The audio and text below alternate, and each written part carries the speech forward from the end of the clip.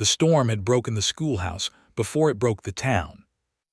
Caleb Rusk saw it from the muddy road just after sunup, sitting crooked at the edge of Red Willow Crossing like an old man trying not to fall.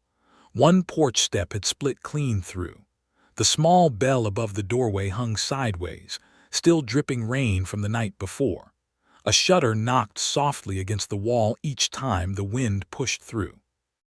Caleb stopped his horse near the hitch rail and looked at the damage without climbing down right away. He had fixed barns in worse shape. He had raised fences after flash floods. He had rebuilt cattle sheds with one hand wrapped in cloth and the other holding a hammer. Wood did not trouble him. Nails did not argue. A broken board told a man exactly what needed doing.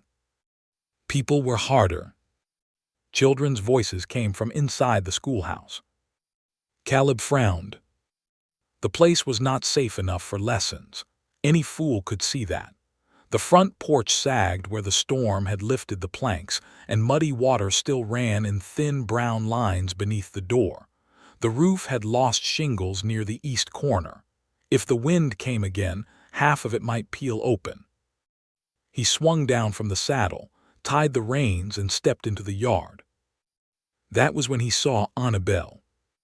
She stood near the front steps in a plain gray dress darkened at the hem with mud. Her sleeves were rolled past her wrists. Strands of brown hair had slipped loose around her face, but she paid them no mind.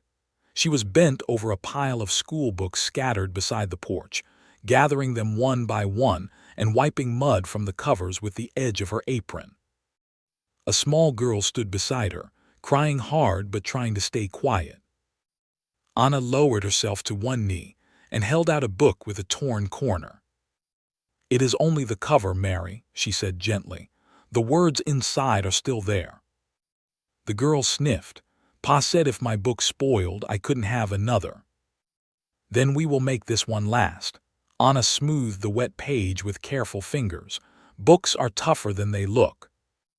Caleb stood still for a moment. He had heard Anna teach before. Everyone in Red Willow had. Her voice could travel through an open window and make even a dusty street feel like it ought to behave itself. She was not loud. She was not soft either. She had the kind of steady voice that made children sit straighter without knowing why.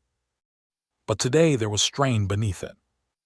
The little girl hugged the book to her chest and hurried inside. Anna reached for another from the mud.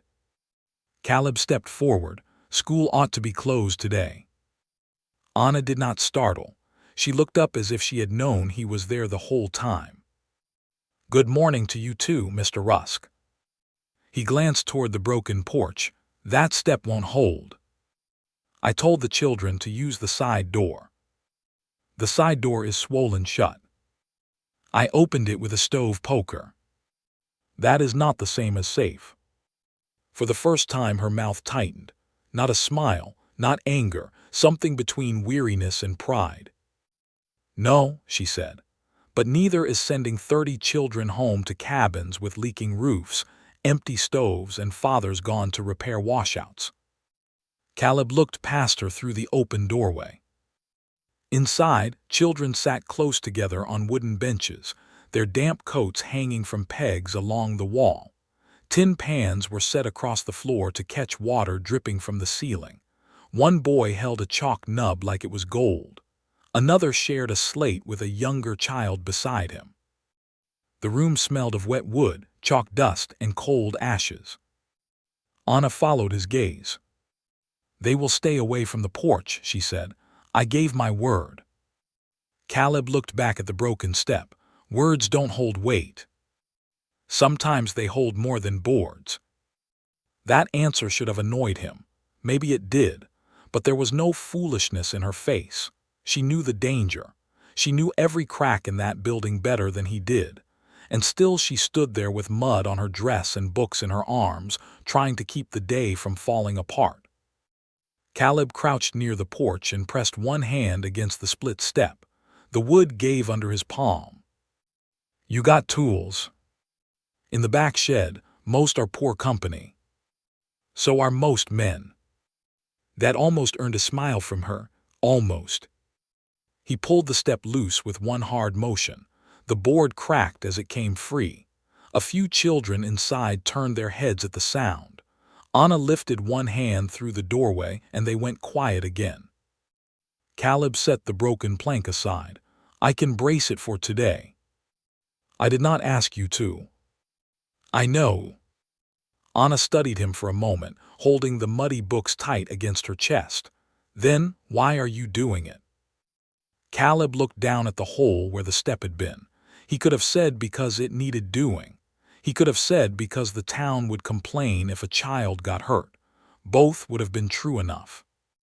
Instead, he said, because children don't always know where not to step. Anna's expression changed. Only a little. But Caleb saw it and wished he had not. There were some words a man said that opened doors he had nailed shut inside himself. That was one of them. He stood too quickly and walked around the side of the schoolhouse toward the shed. The mud pulled at his boots. Behind him, Anna gathered the last of the books and carried them inside. The shed door hung on one hinge. Caleb found a dull saw, a hammer with a cracked handle, and a coffee tin half full of bent nails. Poor company, just as she had said. He returned to the porch and began working. The first strikes rang out over the schoolyard, sharp and steady. Hammer on nail, nail into wood, a rhythm a man could trust.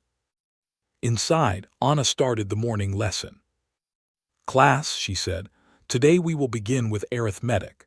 If Mr. Miller had 7 sacks of flour and lost 2 in the storm, how many remained? A boy answered, depends if Elias Granger charged him for all 7. The children laughed. Anna tried not to. 5, Tommy, the answer is 5. Caleb kept his head down, but his mouth moved despite him. For the next hour he worked while she taught. He braced the porch, reinforced the step, cut away cracked wood near the doorway. Every few minutes he heard her voice through the wall, patient and firm, pulling the children back from hunger, worry, and storm, talking to numbers and spelling. By late morning, he reached beneath the lowest step to clear out broken splinters. His fingers touched something flat. He pulled it free. It was a child's slate, cracked from corner to corner. Mud had dried along one edge. A few faint chalk marks still clung to the surface, broken by the split running through the middle. Caleb turned it in his hands. The marks looked like the start of a sentence. I will be. The rest was gone. Anna came out just then with an empty water pail. She stopped when she saw what he held. For a moment, the schoolyard went quiet around them. That belongs to Tommy Briggs, she said. Caleb looked toward the doorway. The same boy who had joked about Granger was now leaning over another child's slate, pretending not to watch. Can it be fixed? Caleb asked. Anna stepped closer, took the broken slate carefully, and brushed mud from the edge with her thumb. No, she said, but I told him we would not throw it away. Why keep a broken thing? Her eyes lifted to his. Because sometimes broken things are the reason you keep working. Caleb had no answer for that. The wind pushed across the yard, carrying the smell of wet earth and pine smoke from town. Above them, the crooked school bell gave one small, tired creak. Anna tucked the broken slate against her side like it mattered. Caleb looked at the damaged roof, the sagging porch, the children inside, and the woman standing before him as if stubborn hope alone could hold the walls upright. Then he saw Elias Granger across the road, watching from the general store steps with his arms folded and his face cold. And Caleb knew the storm had not been the only thing coming for that schoolhouse. Annabelle had learned that a schoolhouse could sound brave even while it was falling apart. By noon, the rain pans inside the room had filled halfway. Each slow drip from the ceiling struck tin with a dull tap, tap, tap, like a clock reminding her how little time she had. The children had grown used to it by then. They leaned around the pans, passed chalk carefully from desk to desk, and lifted their boots when muddy water slipped under the door. Anna stood at the front with a slate in her hand, writing spelling words in a straight line. Courage, promise, repair, home. She paused at the last word. Home had always been a hard word in Red Willow Crossing.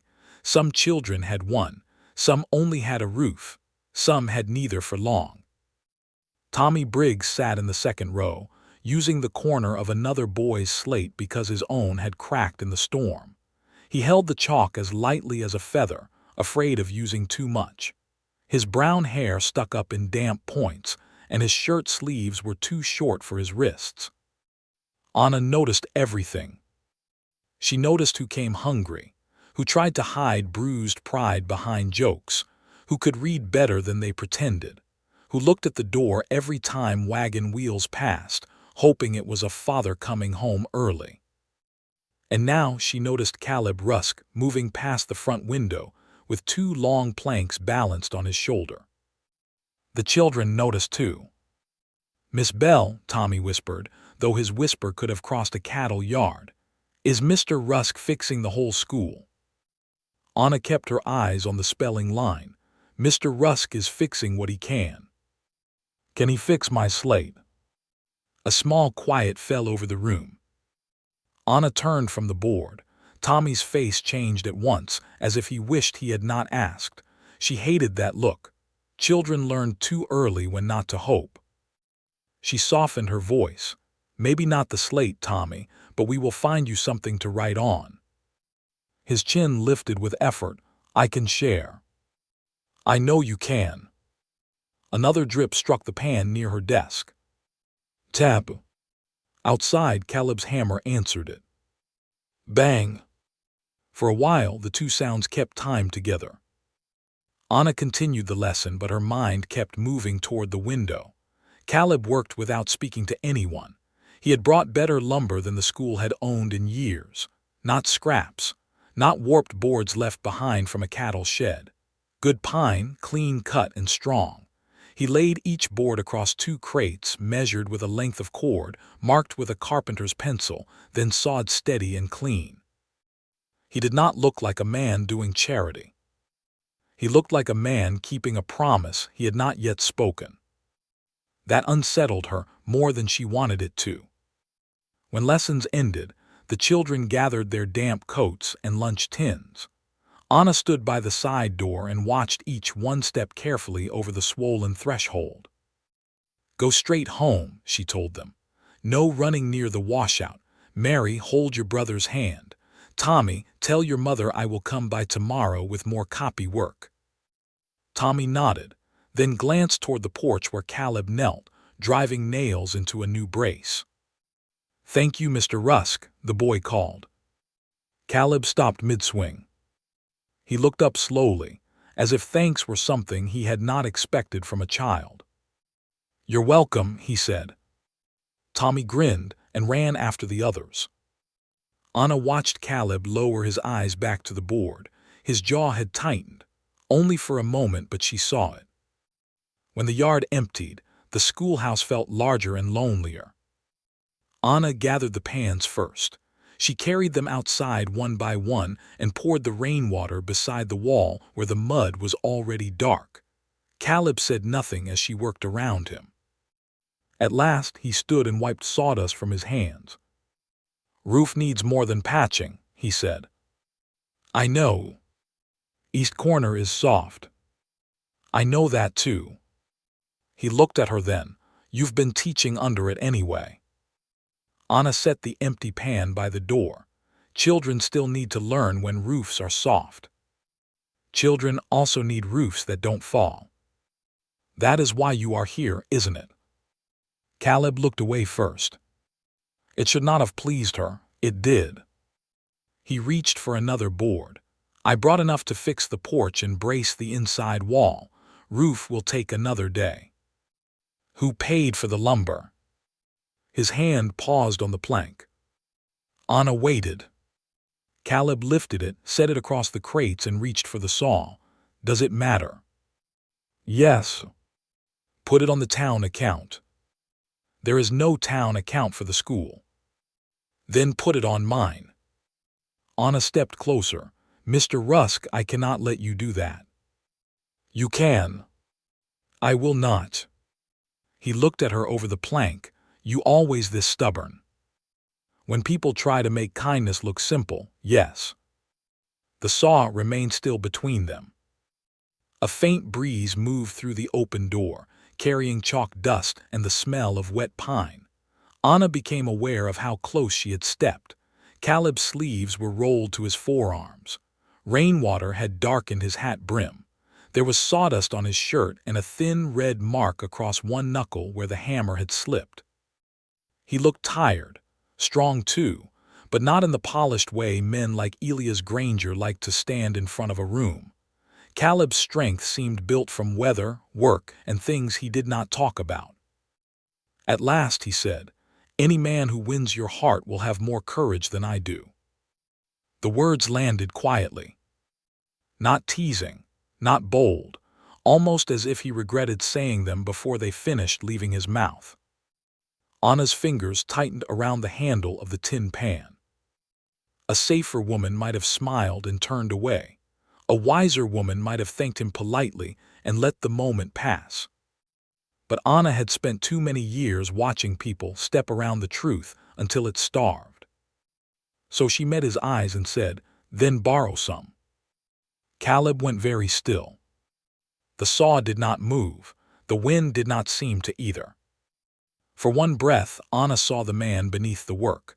Not the foreman, not the quiet neighbor, not the one everyone trusted with broken wood and loose cattle gates. She saw fear there, old and buried deep, rising before he could hide it. Then the front bell gave a weak creak above them. Caleb looked toward the sound, grateful for the escape. Anna let him have it. He cleared his throat and bent over the plank. Roof first thing tomorrow. She nodded, though her heart had not settled. I will be here. I figured. He drew the saw through the wood, and the sound filled the yard between them. Across the muddy street, Elias Granger stood outside the general store again, watching the schoolhouse with narrowed eyes. Anna saw him. So did Caleb. Neither of them spoke of it. But as the saw bit deeper into the pine, Anna understood something clearly. The storm had damaged the schoolhouse. Elias Granger meant to finish it. Caleb Rusk came back the next morning, before the school bell had enough strength to ring. A pale sun sat low over Red Willow Crossing, turning the mud in the street the color of old coffee. Smoke rose from cabin chimneys in thin gray lines. Wagon wheels had cut deep ruts near the general store, and the church steps still wore a crust of dried storm dirt. The town looked like it had survived the weather, but had not yet forgiven it. Caleb rode in, with more lumber tied across the back of his horse. He had told himself the work was simple: a porch to strengthen, a roof corner to patch, a wall to brace, nothing more. A man could do those things without letting his heart step where it had no business. But when he reached the schoolhouse yard, Anna Bell was already there. She stood on the porch with a broom in one hand, pushing mud from the threshold. Her gray dress had been cleaned as best it could, though the hem still carried the dark stain of yesterday's rain. Her hair was pinned tighter this morning, but a few loose strands had already escaped near her cheek. She looked up when Caleb stopped at the hitch rail. You came early, she said. So did you. I teach here. I fix what is broken. Anna rested both hands on the broom handle. Then you may be busy for a long while. Caleb glanced at the sagging roof, the patched shutters, the leaning bell, and the schoolyard fence that had lost 2 rails in the storm. I noticed. For just a second, her face softened. Then she turned and swept another line of mud off the porch. Caleb untied the lumber and carried it toward the side wall. He had nearly reached the crates when the first child arrived. Mary Pike came carefully across the yard with her little brother beside her, both holding their lunch tins high to keep them from the mud. Mind the porch, Caleb said. Mary stopped at once. Anna pointed toward the side door. Around back today. The little boy looked up at Caleb. Are you building us a new school? Caleb shifted the boards on his shoulder. No. The boy's face fell. Caleb cleared his throat, just keeping this one standing. That seemed good enough. The boy smiled and followed his sister around the side. More children came in twos and threes, boots dirty, hair damp from morning fog, faces still sleepy but eager to be somewhere warm. Anna greeted each child by name. She noticed a missing button, a torn sleeve, a cough held too long. She did it without fuss, as if caring was not something she performed but something she breathed. Caleb watched longer than he meant to. Then Tommy Briggs came limping across the yard, carrying no slate. Anna saw it too. Tommy, she called gently, where is your copy board? He stopped near the porch, his ears turning red. Ma said she couldn't spare the tray today. She needs it for bread. Anna nodded as if that were no trouble at all. Then we will manage. Tommy looked at Caleb. Did you find my old one? Caleb's hands tightened around the lumber. Anna answered before he could. I have it safe. Even cracked. Especially cracked. The boy accepted that with a solemn nod and went inside. Caleb set the lumber down harder than he meant to.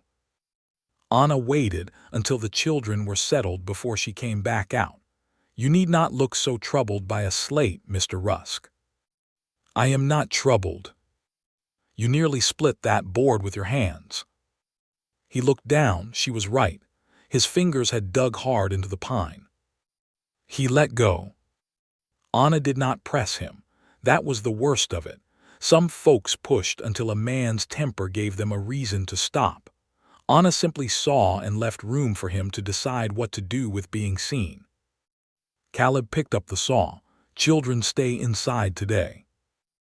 Unless the roof falls. He looked at her. She lifted one shoulder. That was a joke.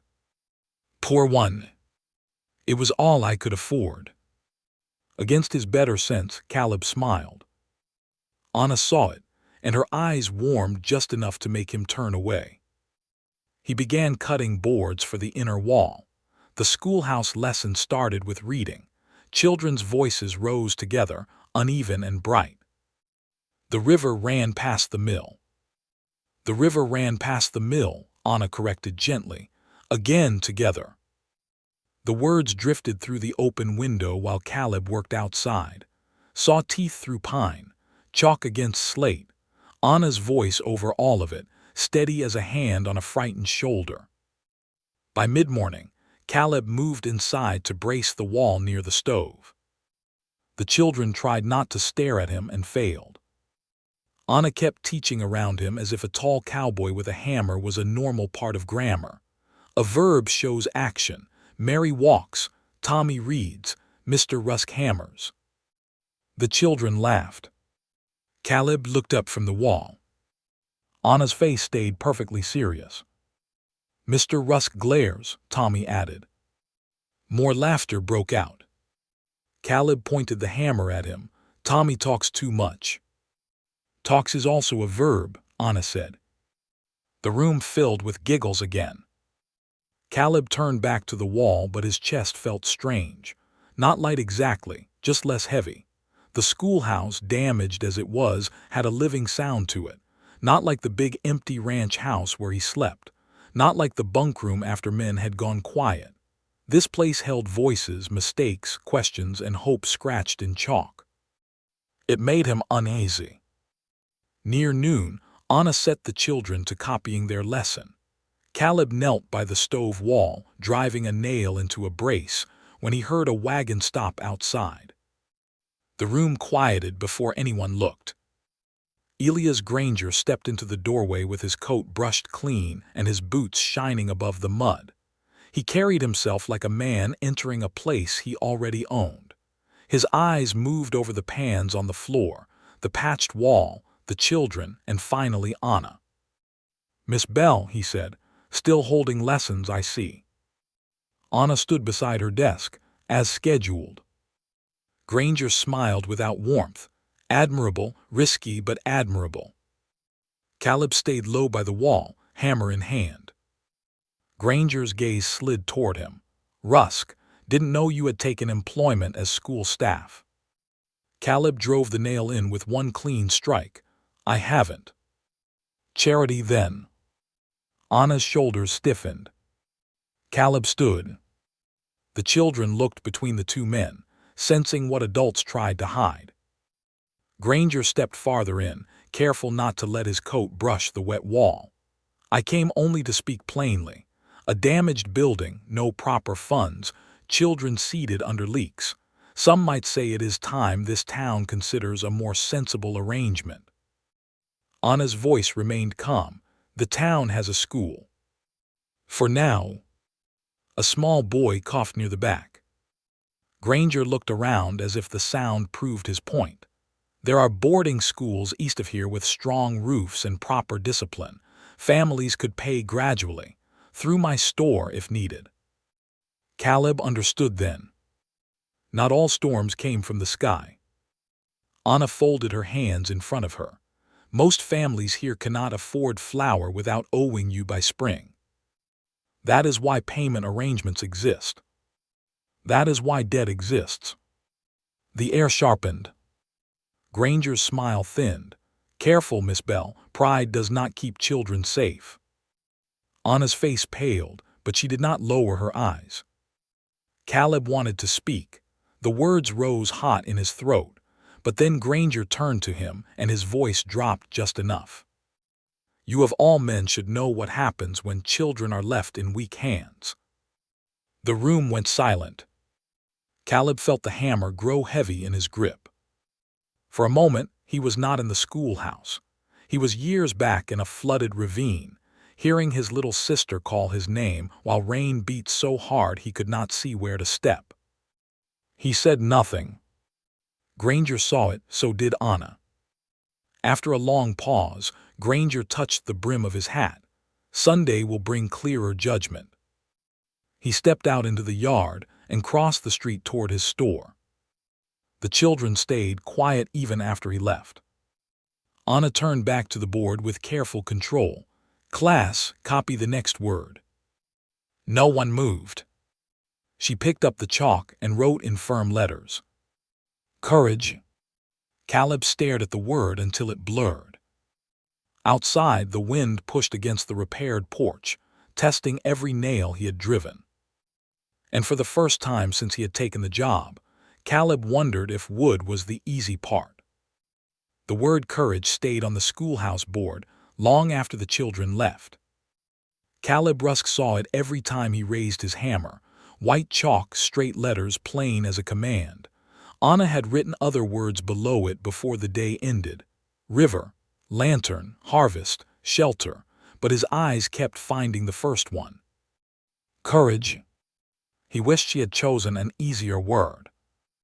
By late afternoon, the sky had cleared, but the air still carried the cold smell of rain. The children had gone home in careful lines, stepping around puddles and broken rails. Their voices faded down the muddy road until only the schoolhouse remained, creaking softly in the wind. Anna stayed behind. Caleb heard her before he saw her, moving desks back into place, lifting pans, dragging one across the floor when it grew too heavy. She worked as if there was no end to things needing done. Maybe there was. He stood on the roof with one boot braced against a beam, replacing shingles near the east corner. The wood beneath him was soft in places, worse than he had first thought. He had already patched 2 gaps, but the storm had reached deep. Another hard rain would test the whole roof. Inside, a pan scraped again. Caleb climbed down the ladder.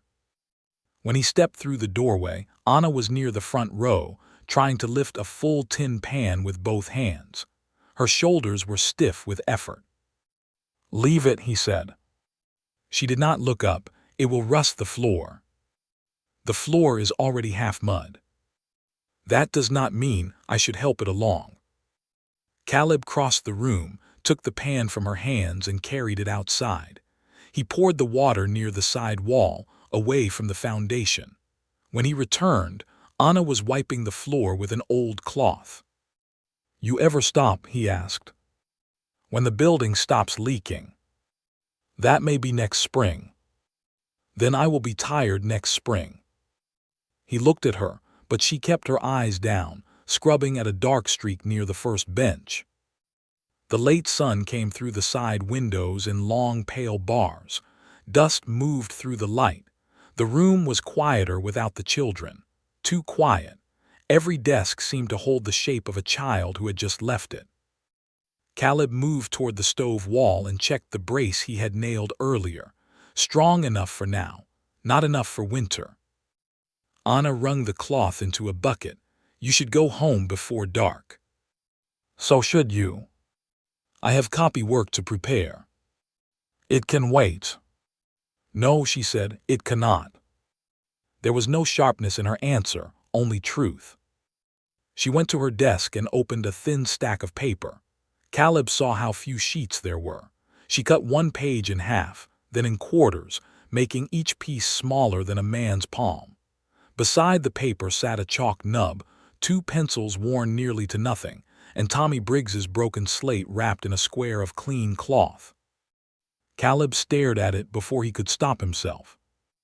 Anna noticed. "You look at that slate like it owes you money," she said. He turned toward the stove.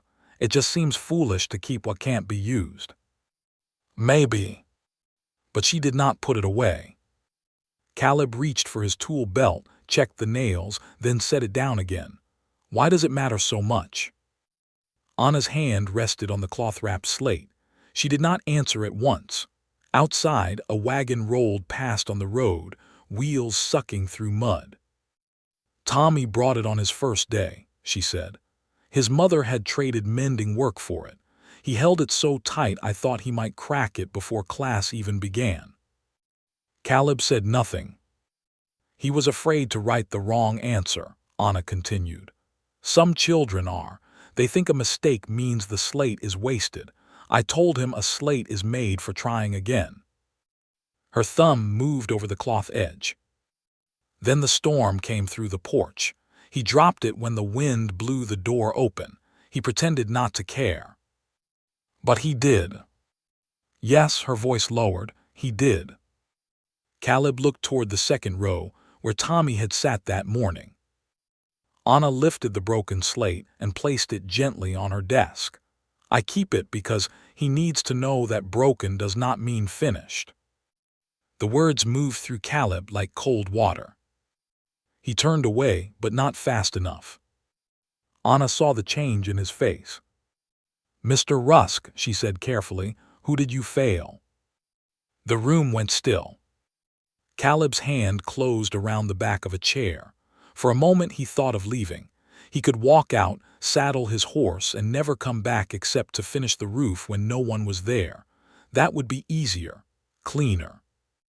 But Anna did not ask like a gossip. She did not lean closer. She simply stood behind her desk with the broken slate between them, giving him room to answer or not. "My sister," he said. The words sounded rough in the empty room. Anna stayed quiet. Caleb looked at the floorboards. Her name was Elsie. She was 9, thought she could follow me anywhere. Anna's face softened, but she did not interrupt. "We had rain that spring, too much. The ravine behind our place filled quicker than it should have. I told her to stay home." His jaw tightened. She didn't. The schoolhouse creaked around them. "I heard her calling. I went in after her. Water was brown, fast, full of branches." He swallowed once. "I reached her hand, held it too, then a log came through." Anna's fingers tightened on the desk edge. Caleb's voice dropped. "I woke up on the bank. She didn't." For a long time, neither of them spoke. Outside, the wind pushed softly against the patch porch. The crooked bell above the door gave a weak, lonely sound. Anna came around the desk slowly. She stopped several feet away, close enough to be present, far enough not to crowd him. "You were a boy," she said. I was old enough to hold on. You tried. I failed.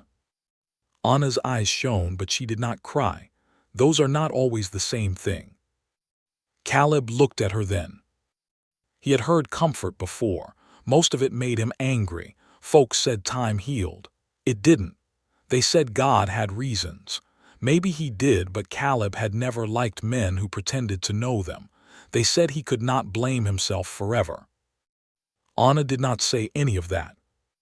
She only stood in a broken schoolhouse and gave him a sentence simple enough to hurt. Those are not always the same thing. Caleb looked away first. Anna returned to her desk and picked up the chalk nub. I started teaching after my father died, she said. Not because I was brave, because the old teacher left and the children had nowhere to go. He listened. At first I thought if I worked hard enough, everyone would see the school mattered. A sad smile touched her mouth. Then I learned some people see only what costs them money. Granger. Yes. You've been fighting him alone. I have been teaching, she said. Sometimes that feels the same. Caleb stepped closer to the desk. You shouldn't have to spend your own wages on coal and paper. Her head lifted fast. Who told you that? No one had to. Anna's face closed, but not in anger, in shame. Caleb hated that most of all. You feed them too, don't you? He asked. She looked down at the cut paper. He had his answer. Only when I can, she said. The room felt smaller. Caleb thought of Tommy holding a chalk nub like treasure, Mary Pike hugging a torn book to her chest, little boots lifted over rainwater as if school were a place worth crossing any hardship to reach. And Anna standing in the middle of it all, acting like she was not carrying the whole building by herself. A strange ache opened in him. Not pity. Pity stood above people. This stood beside her. Caleb reached for his tool belt again. Roof will hold better by tomorrow. Anna looked up. You already worked all day. Still light. Barely. Enough. She studied him. Why? He met her eyes and almost told the truth. Because you asked me to borrow courage, and I do not know how, but I am trying. Instead, he said, because broken does not mean finished. Anna's face changed. This time she did smile, small, tired, and real.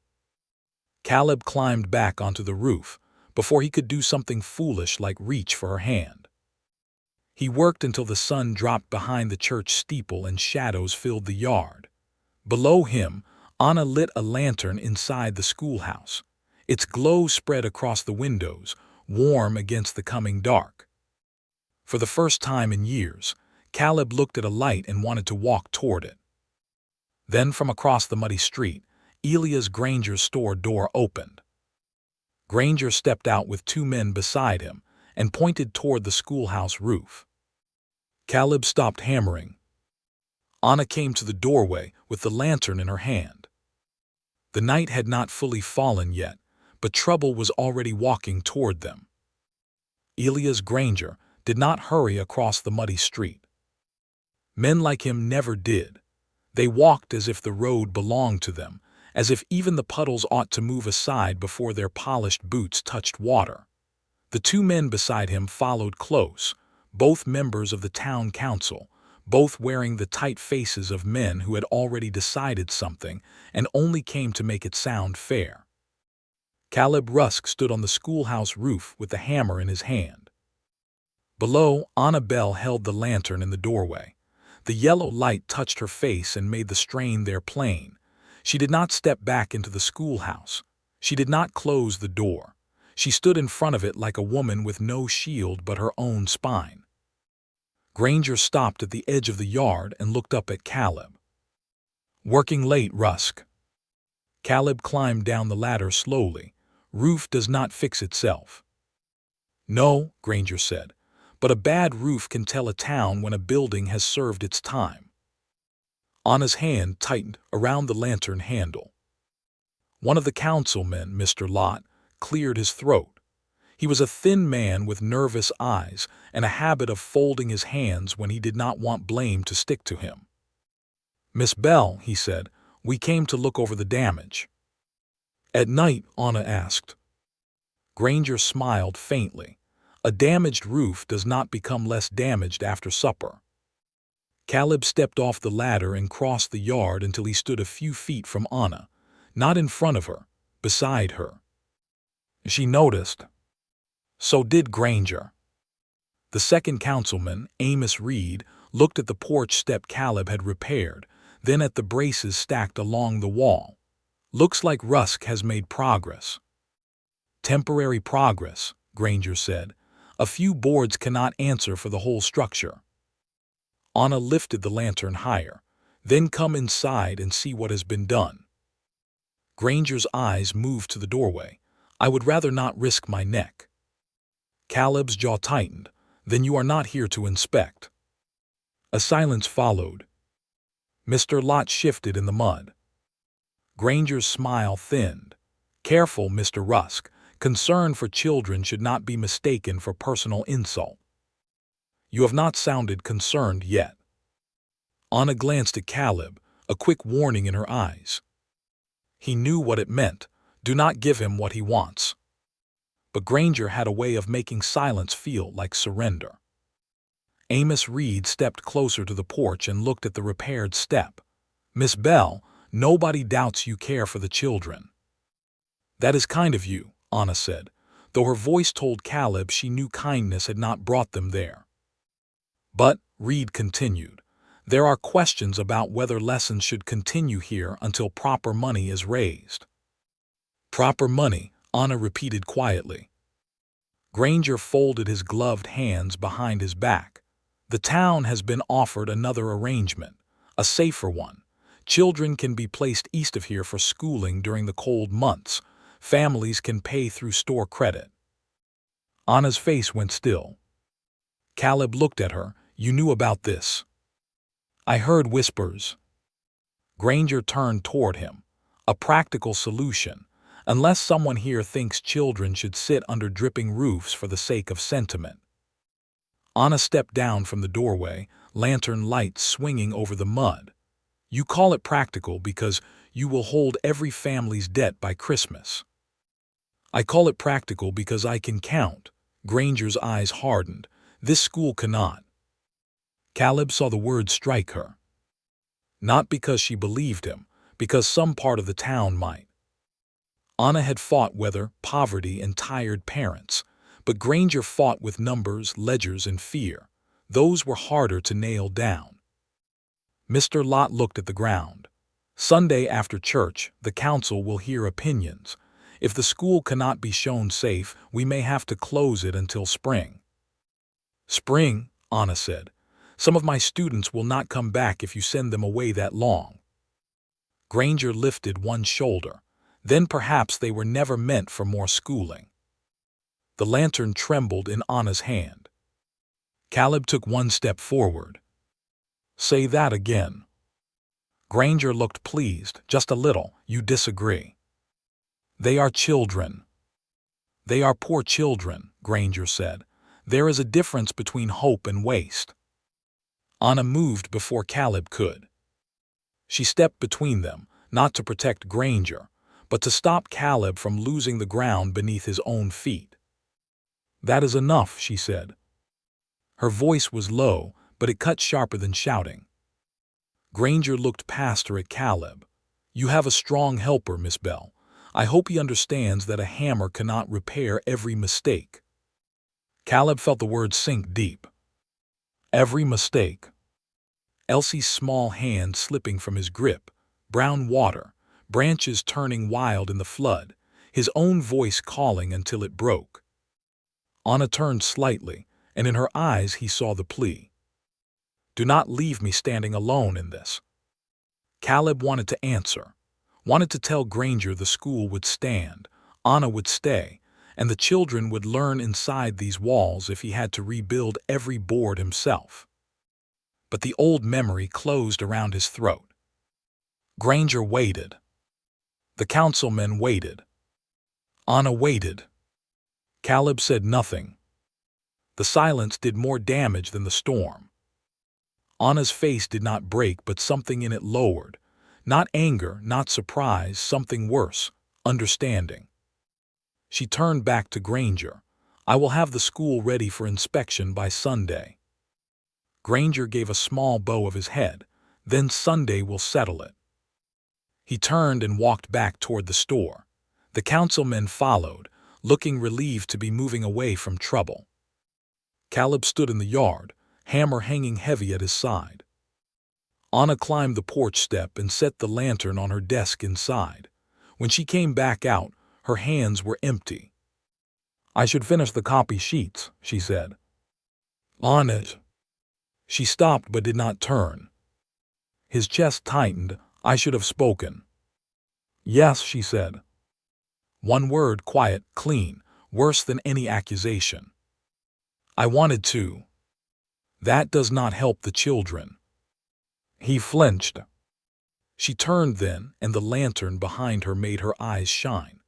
I am not asking you to fight my battles, Mr. Rusk. I have fought enough alone to know how.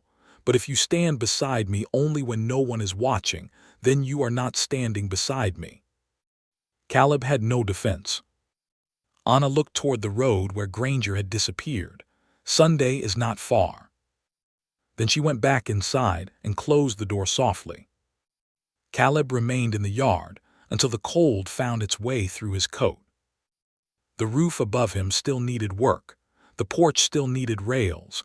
The wall still needed bracing. All of it could be fixed by hands, nails, and time. But Caleb had broken something else tonight, and he did not know if Anna would let him repair it. By morning, the schoolhouse looked less broken from the road, but Caleb Rusk knew better. The porch step held firm now. The front boards no longer sagged. 2 new braces stood beneath the wall near the stove, and the east roof corner had enough fresh shingles to fool a passing man into thinking the worst was over. But Caleb had learned long ago that damage often hid where a man least wanted to look. He arrived before the children, carrying a sack of nails, 2 boards, and a coil of rope over one shoulder. Frost silvered the grass along the schoolyard. The sky was clear, pale, and cold. Smoke rose from Elias Granger's general store chimney across the road, straight as a warning. Annabelle was already inside. Of course she was. Caleb stopped at the doorway, his hand resting on the frame. She stood near the stove, trying to coax a fire from stubborn kindling. Her hair was pinned up neatly, but her face looked tired in a way sleep would not fix. On her desk lay small paper squares for copy work, each one cut so carefully that not a scrap had been wasted. She did not look at him when he stepped in. "Morning," he said.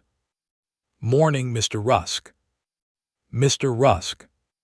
The name landed like a closed gate. Caleb set the boards near the wall. Cold came in hard last night. It does that before asking permission.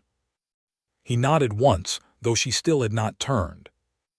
The stove gave a weak puff of smoke, then died again. Anna pressed her lips together and reached for another shaving of wood. Caleb walked over, crouched beside her, and adjusted the draft. "I can do it," she said. "I know." His hands moved carefully, small kindling first, then a twist of paper, then breath slow and steady until a thin flame caught and began to lick upward. Anna sat back on her heels, watching the fire take. For a moment, neither of them moved. The room warmed by only a little, but the silence between them did not. Caleb stood. "I'll seal the back wall today." "Thank you." Those 2 words were polite enough to keep distance inside them. He looked at her. "Anna." She rose and brushed ash from her hands. "The children will be here soon." "I know." "Then we should both work." There was no cruelty in it. That made it harder. Cruelty could be answered. Calm disappointment only stood there and made a man see himself clearly. Caleb took off his hat and turned it once in his hands. "About last night." Anna stilled, but she did not face him. "I should have spoken," he said. "You said that already." "I mean to say more." She turned then. Her eyes were steady, guarded now in a way they had not been before Granger came. "Then say it." The words were simple. The opening was there. Caleb looked at her, at the woman who had stood before rich men with a lantern in her hand and no one at her side, at least no one brave enough to make it count. He wanted to tell her everything. That Granger had found the oldest wound in him and pressed it like a knife. That he had heard Elsie in the silence.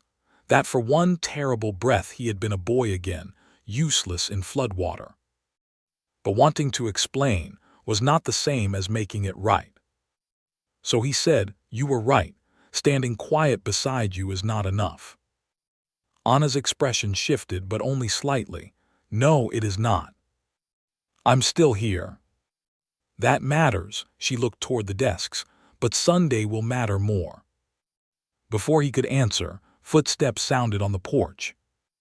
The children came in wrapped in patched coats and wool scarves, bringing cold air, muddy boots, and small voices with them. Anna turned toward them at once, her teacher's face settling over her hurt like a shawl. "Good morning," she said. "Hang your coats and warm your hands before lesson." Mary Pike helped her little brother with his scarf. Tommy Briggs slipped in last, carrying a tin lunch pail with a dented side. His eyes went straight to Anna's desk. The broken slate was there, still wrapped in clean cloth. Anna saw him looking. She reached for it and placed it carefully on the corner of his desk. Tommy's eyes widened. "I thought you kept it safe." "I am," she said. "Today it can keep us company." "But I can't write on it." "No," Anna said gently. "But it can remind us that learning does not stop because something cracks." Tommy sat a little straighter. Caleb watched from the back wall, one hand around a hammer handle. He had seen men straighten under praise, under fear, under the promise of wages. But he had never seen a child straighten because someone treated his broken slate like it still had worth. Something in his chest twisted. The lesson began with reading. Anna moved between the desks, correcting softly, praising when praise was earned, never wasting a word. Caleb worked along the back wall, pressing strips of wood into gaps where the wind came through. Every time he drove a nail, the children paused.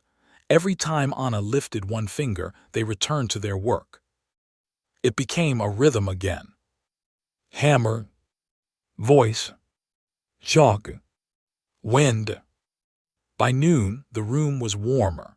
Not truly warm, but enough that Mary's little brother stopped rubbing his hands together.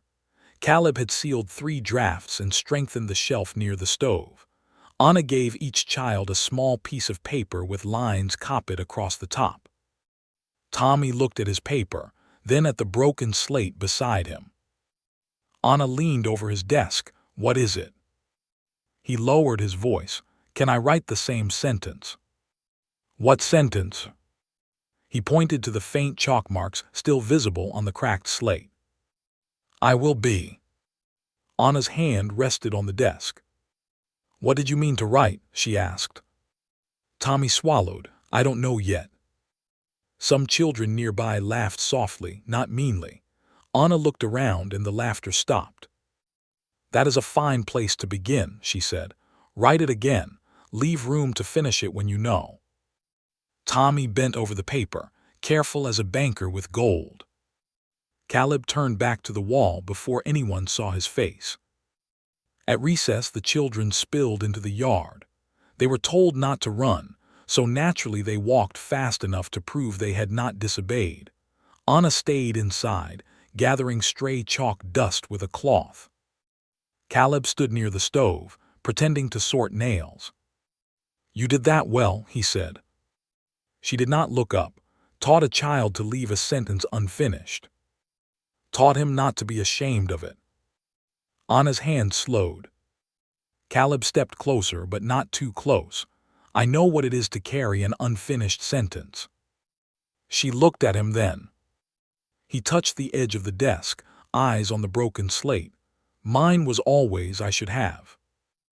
Anna said nothing. I should have held tighter, I should have reached sooner, I should have kept her home, I should have been stronger. The schoolyard voices floated in from outside, bright and unaware. Caleb drew a breath. But I'm starting to wonder if a man can spend his whole life writing the wrong ending. Anna's face softened despite herself. That sounds like something worth teaching, she said. He met her eyes. Maybe I'm learning it late. Late is not never. For a moment the room changed again, not fixed, not easy but open, like a door left unlatched. Then a shout came from outside. Caleb turned fast. In the yard, Tommy stood near the broken fence rail, staring across the road. The other children had gone quiet. Anna hurried to the doorway with Caleb behind her. Elias Granger had nailed a fresh notice to the post outside his general store. A few parents were already gathering to read it. Caleb crossed the muddy street before Anna could stop him. The words were written in Granger's neat, hard hand.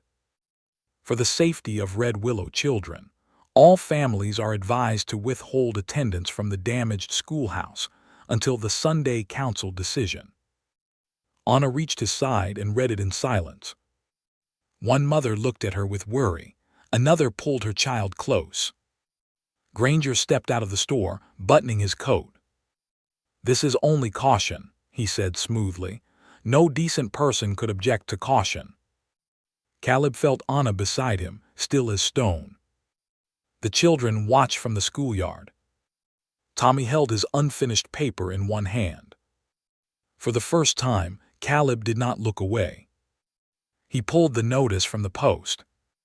The paper tore loud in the cold air. Granger's face darkened. Anna turned toward Caleb, startled. Caleb held the torn notice at his side and looked straight at the man across from him. "Then write another," he said, "and this time put my name on it too." Caleb Rusk had torn Elias Granger's notice in front of half the town, but the sound of it did not leave the street. It stayed there. It clung to the cold air outside the general store. It settled on the faces of the parents who had gathered to read the warning. It reached the children standing silent in the schoolyard, and it rested on Anna Bell's face like something too fragile to name. For one long breath, nobody moved. Then Elias Granger looked at the torn paper in Caleb's hand and smiled. Not with kindness, with satisfaction. "Well," Granger said, his voice smooth enough to make the watching crowd lean closer, "that is one way to answer concern for children." Caleb's fingers tightened around the torn notice. Anna stepped nearer, her voice low. "Caleb." It was the first time she had used his given name since the night he had failed to speak. He heard it, so did Granger. The store owner's eyes flicked between them. "I did not realize this had become personal." Anna lifted her chin. "This is about the school." "Is it?" Granger asked. "Because Mr. Rusk seems powerful moved by one teacher's troubles." A murmur passed through the parents. Caleb felt anger rise, but this time he held it still. Granger wanted heat. Heat made men careless. Caleb had already given him enough. He dropped the torn notice at Granger's feet. "My name belongs on anything that calls that school unsafe," Caleb said. "I am the one repairing it." Granger looked down at the paper, then back up. "Are you also the one paying for it?" The question landed harder than a hammer blow. A few parents turned toward Anna. Her face changed only a little, but Caleb saw the hurt there. Not because she had done wrong, because she knew how quickly sacrifice could be twisted into shame. Caleb stepped forward. "I brought lumber." "Some lumber," Granger said. "Nails, a few boards, but coal, paper, chalk, books. Who has paid when town funds ran thin?" Silence spread through the street. Anna's eyes moved once to Caleb. "Do not." He understood the warning at once. This was her pride, her private sacrifice, her way of keeping the children from knowing how close the school had come to nothing. She did not want to be made into a poor woman begging for mercy in front of frightened families. Granger knew that too. He turned toward the crowd. "I ask only because accounts matter. A school cannot stand on sentiment and it cannot run on secrets." Anna's voice stayed calm. "There are no secrets that concern you. Everything concerning town children concerns me." Martha Pike stepped out from the edge of the crowd, her shawl drawn tight around her shoulders. "Since when?" A few people glanced at her, surprised. Granger's mouth flattened. "Mrs. Pike." Martha did not back down, but her eyes showed fear. She had children in Anna's school. She also owed Granger for flour, thread, and winter lamp oil. Everyone knew it. That was how Granger kept people quiet. Anna placed a gentle hand on Martha's arm. "It is all right." But it was not all right. Caleb could feel the street turning uncertain beneath them. People did not need to hate Anna to doubt her. They only needed to be afraid. Afraid of a falling roof. Afraid of debt. Afraid of being the parent who made the wrong choice. Granger saw that fear and fed it like a stove. "Sunday after church," he said, raising his voice just enough. "The council will hear whether this school is safe, funded, and fit. Until then, families should use judgment." He looked at Caleb. "And men with tempers should use restraint." Caleb took one step toward him. Anna's hand caught his sleeve. Not tightly, just enough. That stopped him better than a shout would have.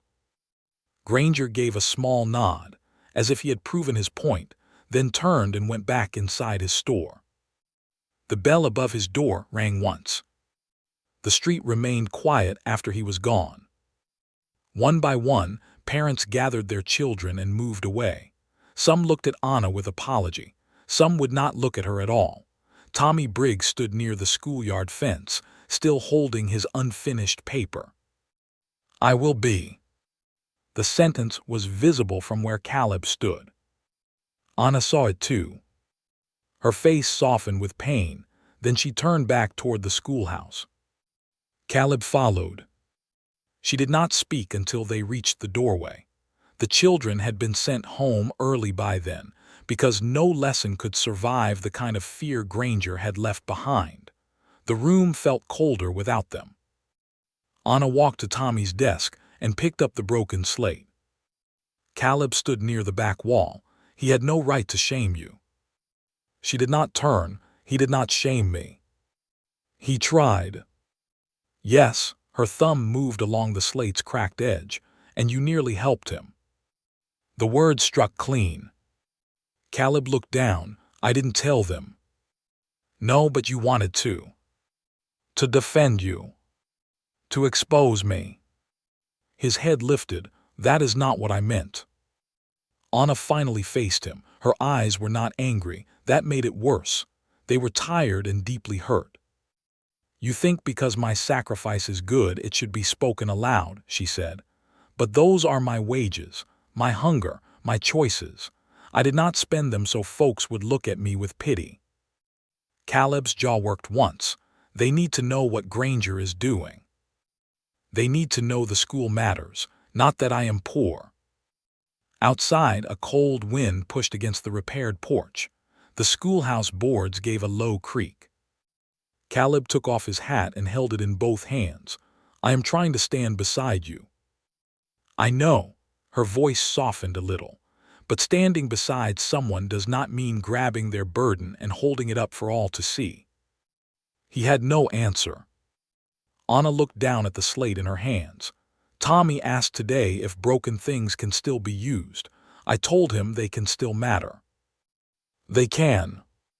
"Yes," she lifted her eyes again, "but they are not for everyone to handle." The meaning went through him slowly. "Elsie." His unfinished sentence. The wound he had shown Anna because she had asked gently, not because she had pulled it from him in front of a crowd. Caleb understood then. Trust was not only telling the truth, it was knowing when a truth belonged to someone else. "I am sorry," he said. Anna held his gaze. "I believe you." But believing was not the same as being healed. She wrapped the broken slate again and placed it on her desk. "I need to visit the Briggs place before dark. Tommy's mother kept him home once last winter when Granger pressed them over debt. If he frightens her again, Tommy may not come back Monday." "I'll walk with you." Anna's hand paused over the cloth. "No," she said. The word was quiet, but it closed the room. Caleb swallowed. "Anna, I need to do this part alone." "That what you want?" She looked toward the window, where the general store sat across the muddy street. "No, but it may be what I need." He stood still as she gathered her shawl and stepped toward the door. At the threshold she stopped, not looking back. "Caleb," she said. His heart lifted at the name. Then she spoke the rest. "If Sunday comes and you stand with me, make sure it is for the right reason. Not because you are angry at Granger. Not because you feel guilty for Elsie. Not because you want to fix me like a broken step." Her voice trembled only once. "Stand because you believe the children are worth the cost." Then she left. Caleb remained inside the schoolhouse while her footsteps faded down the road. On the desk, Tommy's broken slate lay wrapped in cloth, small and silent. Caleb looked at it for a long time. He had thought the slate was teaching Tommy. Now he wondered if it had been waiting to teach him. The general store bell rang louder than it needed to. Annabelle heard it from across the muddy street while she stood inside the schoolhouse, sorting copy sheets with fingers that would not stay warm. The children had gone home early the day before, but their absence still sat in every empty bench. It made the room feel less like a school and more like a question nobody wanted to answer. Would they come back? She set Tommy Briggs's unfinished paper beside the wrapped broken slate. "I will be." The words had been written carefully, then stopped, like the boy had reached the edge of a cliff and found no bridge there. Anna pressed one hand flat on the desk. "You will be something," she whispered, "if I have to hold this place up myself." Outside, wagon wheels rolled past. Voices gathered near the general store. Too many voices. Anna stepped to the window. Across the road, Elias Granger stood on the wooden walkway with a paper in his hand. Not a small notice this time. A full sheet, clean and white, held high enough for folks to see. Parents had started to gather. Martha Pike stood near the hitching post with her shawl tight around her shoulders. Amos Reed and Mr.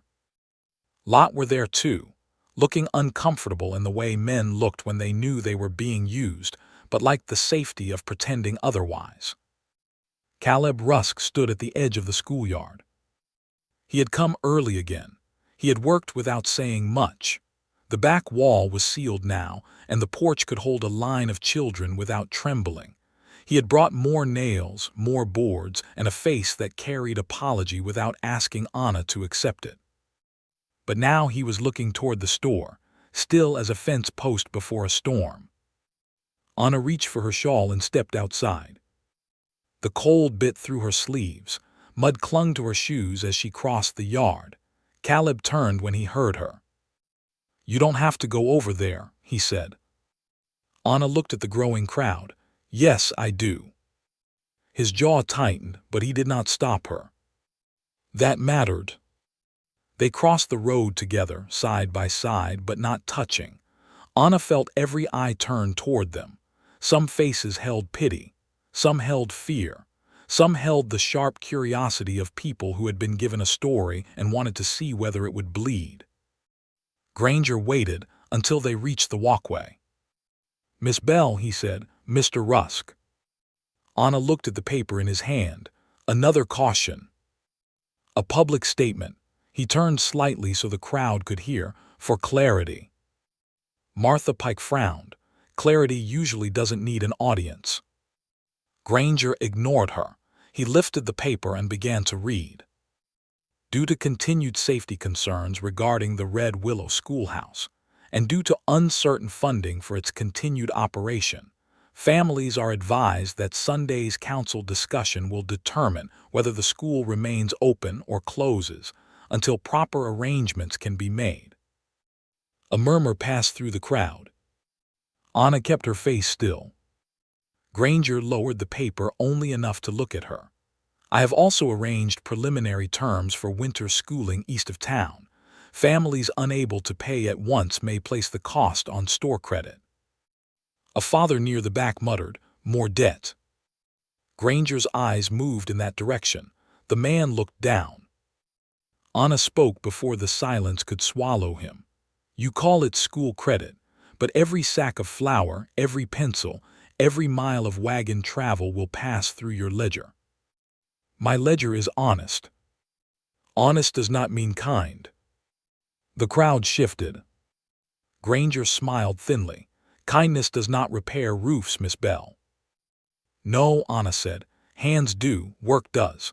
A town that remembers its children do." Granger's gaze slid toward Caleb. "And has your worker promised to rebuild the whole school for free?" Anna felt Caleb tense beside her. She did not look at him. She would not ask him to defend her, not with anger, not with guilt, not with any wound that belonged to yesterday. But Caleb's voice came low and steady. "I promised the porch, the wall, and the roof corner would hold for inspection by Sunday." Granger turned fully toward him. "Inspection by whom? You?" "Anyone willing to step inside and look." A few parents exchanged glances. Granger saw the small shift and struck fast. "And if a child is harmed after trusting your judgment, will you carry that too, Rusk?" The old accusation hung in the cold air. Anna's heart pulled tight. Caleb's face changed, but he did not break. His hand moved once at his side, then stilled. "I will carry the work I do," he said, "not the fear you sell." The crowd went quiet. For the first time that morning, Granger's smile disappeared. Anna looked at Caleb then, really looked. There was pain in him, yes, but it was not steering him now. He was not speaking to win a fight. He was speaking because the children mattered. Granger folded the paper with careful fingers. "Fine words, but Sunday decides. Until then, I suggest parents keep their children home." Tommy Briggs's mother stood near the edge of the crowd, her face pale from worry. Tommy stood beside her, holding the unfinished paper Anna had given him. Anna stepped down from the walkway and faced the parents. "I cannot force you to send your children," she said. "I would never try, but I can tell you this. That schoolhouse is not fine because I say it is. It is being made safe board by board. Come look. Ask questions. Bring your doubts inside instead of letting Mr. Granger feed them from across the street." No one moved at first. Then Martha Pike stepped forward. "I'll look." A second woman followed. Then Tommy's mother slowly with Tommy beside her. Granger watched them cross toward the schoolyard. His face had hardened like winter ground. Anna turned to follow, but Caleb stayed where he was. Across the street, Granger looked at him and spoke softly enough that only Caleb and Anna could hear. "You are tying yourself to a sinking roof." Caleb looked back at the schoolhouse. Children's faces watched from beside their mothers. Anna stood in the road, shawl moving in the wind, tired and brave and no longer alone. "No," Caleb said, "I'm helping raise one." Anna's breath caught. Then a sharp crack sounded from the schoolhouse roof. Everyone turned. One of the old east boards had shifted under the morning cold, splitting near the patched corner. A loose shingle slid down and struck the mud below. The parents froze. Granger's eyes lit with victory. And Tommy Briggs looked down at his unfinished sentence, as if the bridge had broken again. By Sunday morning, Red Willow Crossing had learned to whisper before church. The cracked roof board had done what Elias Granger could not do by words alone. It had given fear a sound. One sharp snap, one sliding shingle, one small piece of proof landing in the mud, and half the parents had gone home with worry written plainly on their faces. Caleb Rusk spent the next day on the roof until his hands cramped. He replaced the old east board, then another beside it, then 3 more because he no longer trusted the wood around them. He worked with his coat off though the air stayed cold, sleeves rolled, shoulders tight, jaw set against every memory Granger had stirred up. Annabelle helped where she could. She carried nails in a coffee tin. She held the ladder steady. She kept the children away from the schoolyard and sent lessons home on paper so small the words nearly touched. She did not speak much to Caleb, not because she was cruel, because both of them knew the crack in the roof had also widened the crack between them. The town was watching now. And watching changed everything. That Sunday, the church bell rang beneath a gray sky. Families came in from the muddy road, some with children, some without. Wagons lined the fence outside the churchyard. Men stood in small knots near the steps, talking low. Women gathered with shawls drawn tight. Children kicked at clumps of mud until their mothers told them to stand still. Across the street, the schoolhouse waited. The porch looked stronger. The back wall had been sealed. The east corner wore new boards, pale against the old weathered roof. But to frightened eyes, new wood could look like proof of weakness instead of repair. Anna stood near the church gate with Tommy Briggs's broken slate, wrapped in cloth beneath one arm. Caleb saw her from beside the hitch rail. She wore a dark blue dress today, plain but carefully brushed.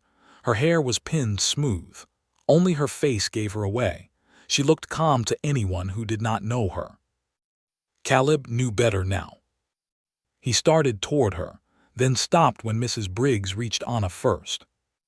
Tommy's mother held her son close by the shoulder. Her eyes were tired, scared, and ashamed all at once. "Miss Bell," she said softly, "I don't know what to do." Anna's expression gentled. "I know. Tommy wants to come back." Tommy looked down at his boots. Anna lowered herself slightly so her eyes met his. "And what do you want to be today, Tommy?" The boy swallowed. His fingers moved around the folded paper in his pocket. "I don't know yet," he whispered. "That is still a good beginning." Mrs. Briggs's mouth trembled. "Mr. Granger says if we choose wrong and something happens, it'll be on us." Anna looked toward the general store. Granger stood on its walkway, speaking with Mr. Lott and Amos Reed. He was dressed in his best dark coat, his watch chain bright across his vest. He looked less like a store owner and more like a judge who had arrived before the trial. Anna turned back to Mrs. Briggs. "A man who profits from fear will always make fear sound responsible." Mrs. Briggs lowered her voice. "But fear can be true." Anna had no easy answer. Caleb stepped closer then. "The roof corner is sound now." Mrs. Briggs looked at him. "You're sure?" He opened his mouth. The word yes should have come clean.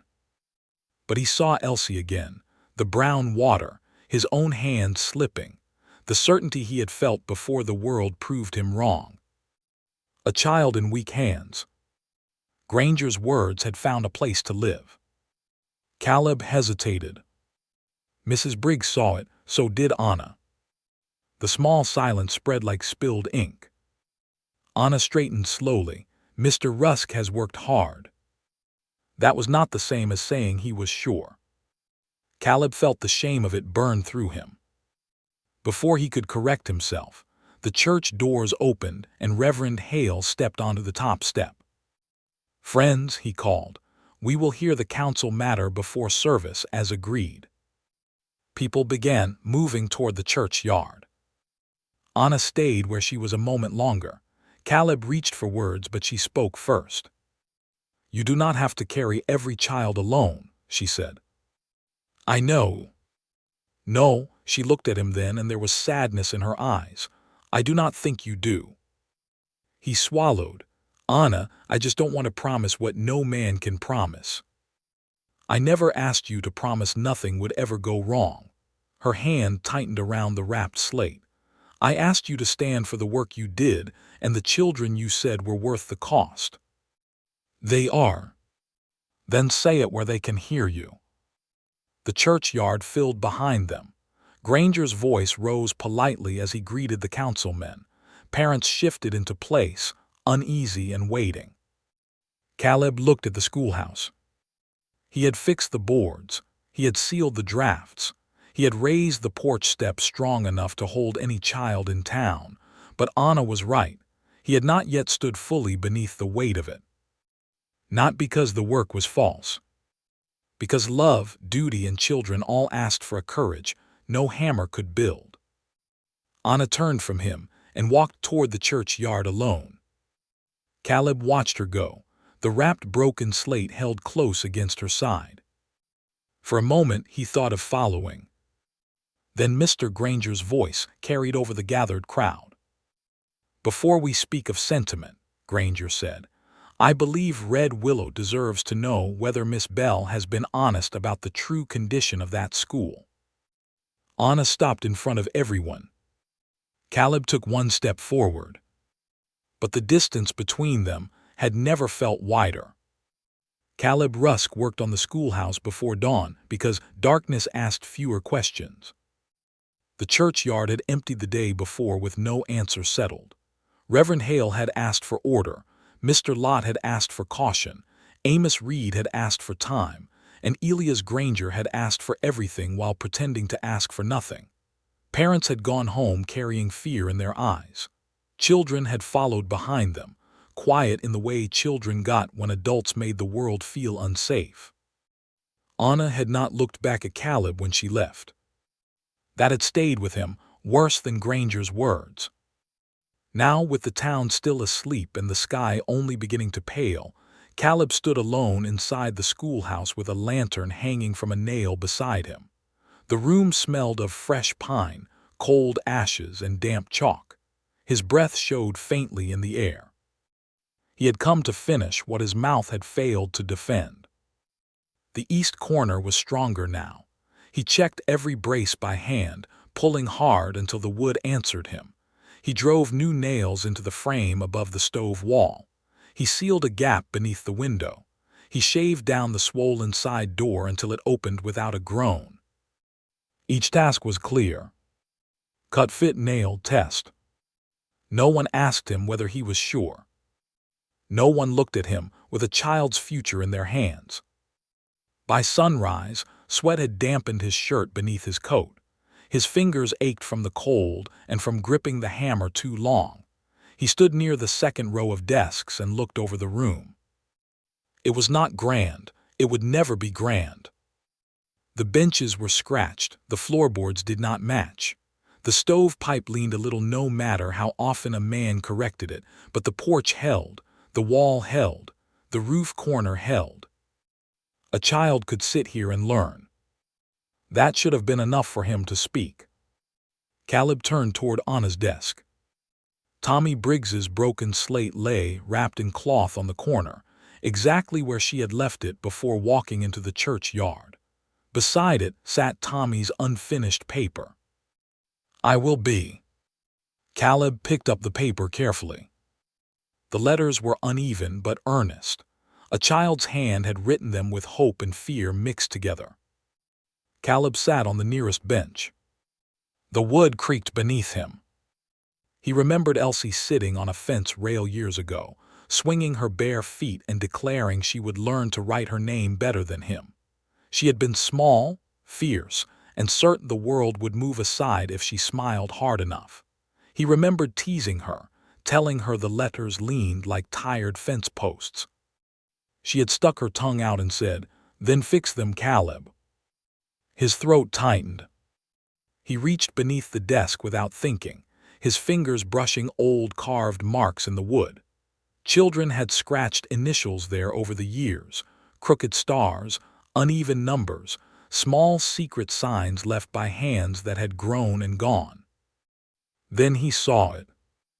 ER. Two small letters carved near the underside of the desk. The lines were clumsy, dug too deep in places. Elsie Rusk. Caleb stopped breathing for a second. He lowered himself to one knee and touched the marks with 2 fingers. He had forgotten. No, that was not true. He had buried it so deep it felt like forgetting. Elsie had sat in this schoolhouse before the flood took her.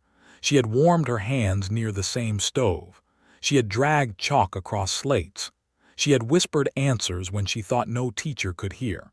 She had been one of these children once, full of unfinished sentences. Caleb pressed his palm over the carved letters. "I'm sorry," he whispered. The words did not echo. They only stayed there with him. For years he had made Elsie into one terrible moment: a hand slipping, water rising, a boy failing. But she had been more than the way she died. She had been laughter on a fence rail, mud on Sunday shoes, a crooked name carved under a school desk, a child who wanted to learn, to grow, to become something she had not yet named. And Caleb had let fear turn her memory into a chain. The schoolhouse door opened behind him. He stood quickly. Elias Granger stepped inside without removing his hat. Caleb's hand closed around the hammer on the desk. Granger looked around the room, taking in the fresh boards, the braced wall, the swept floor. His mouth tightened with displeasure before he covered it with a calm smile. "You have been busy." Caleb said nothing. Granger walked slowly between the benches.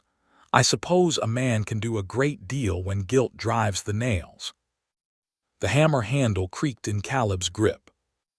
Granger stopped near Anna's desk and looked down at Tommy's wrapped slate.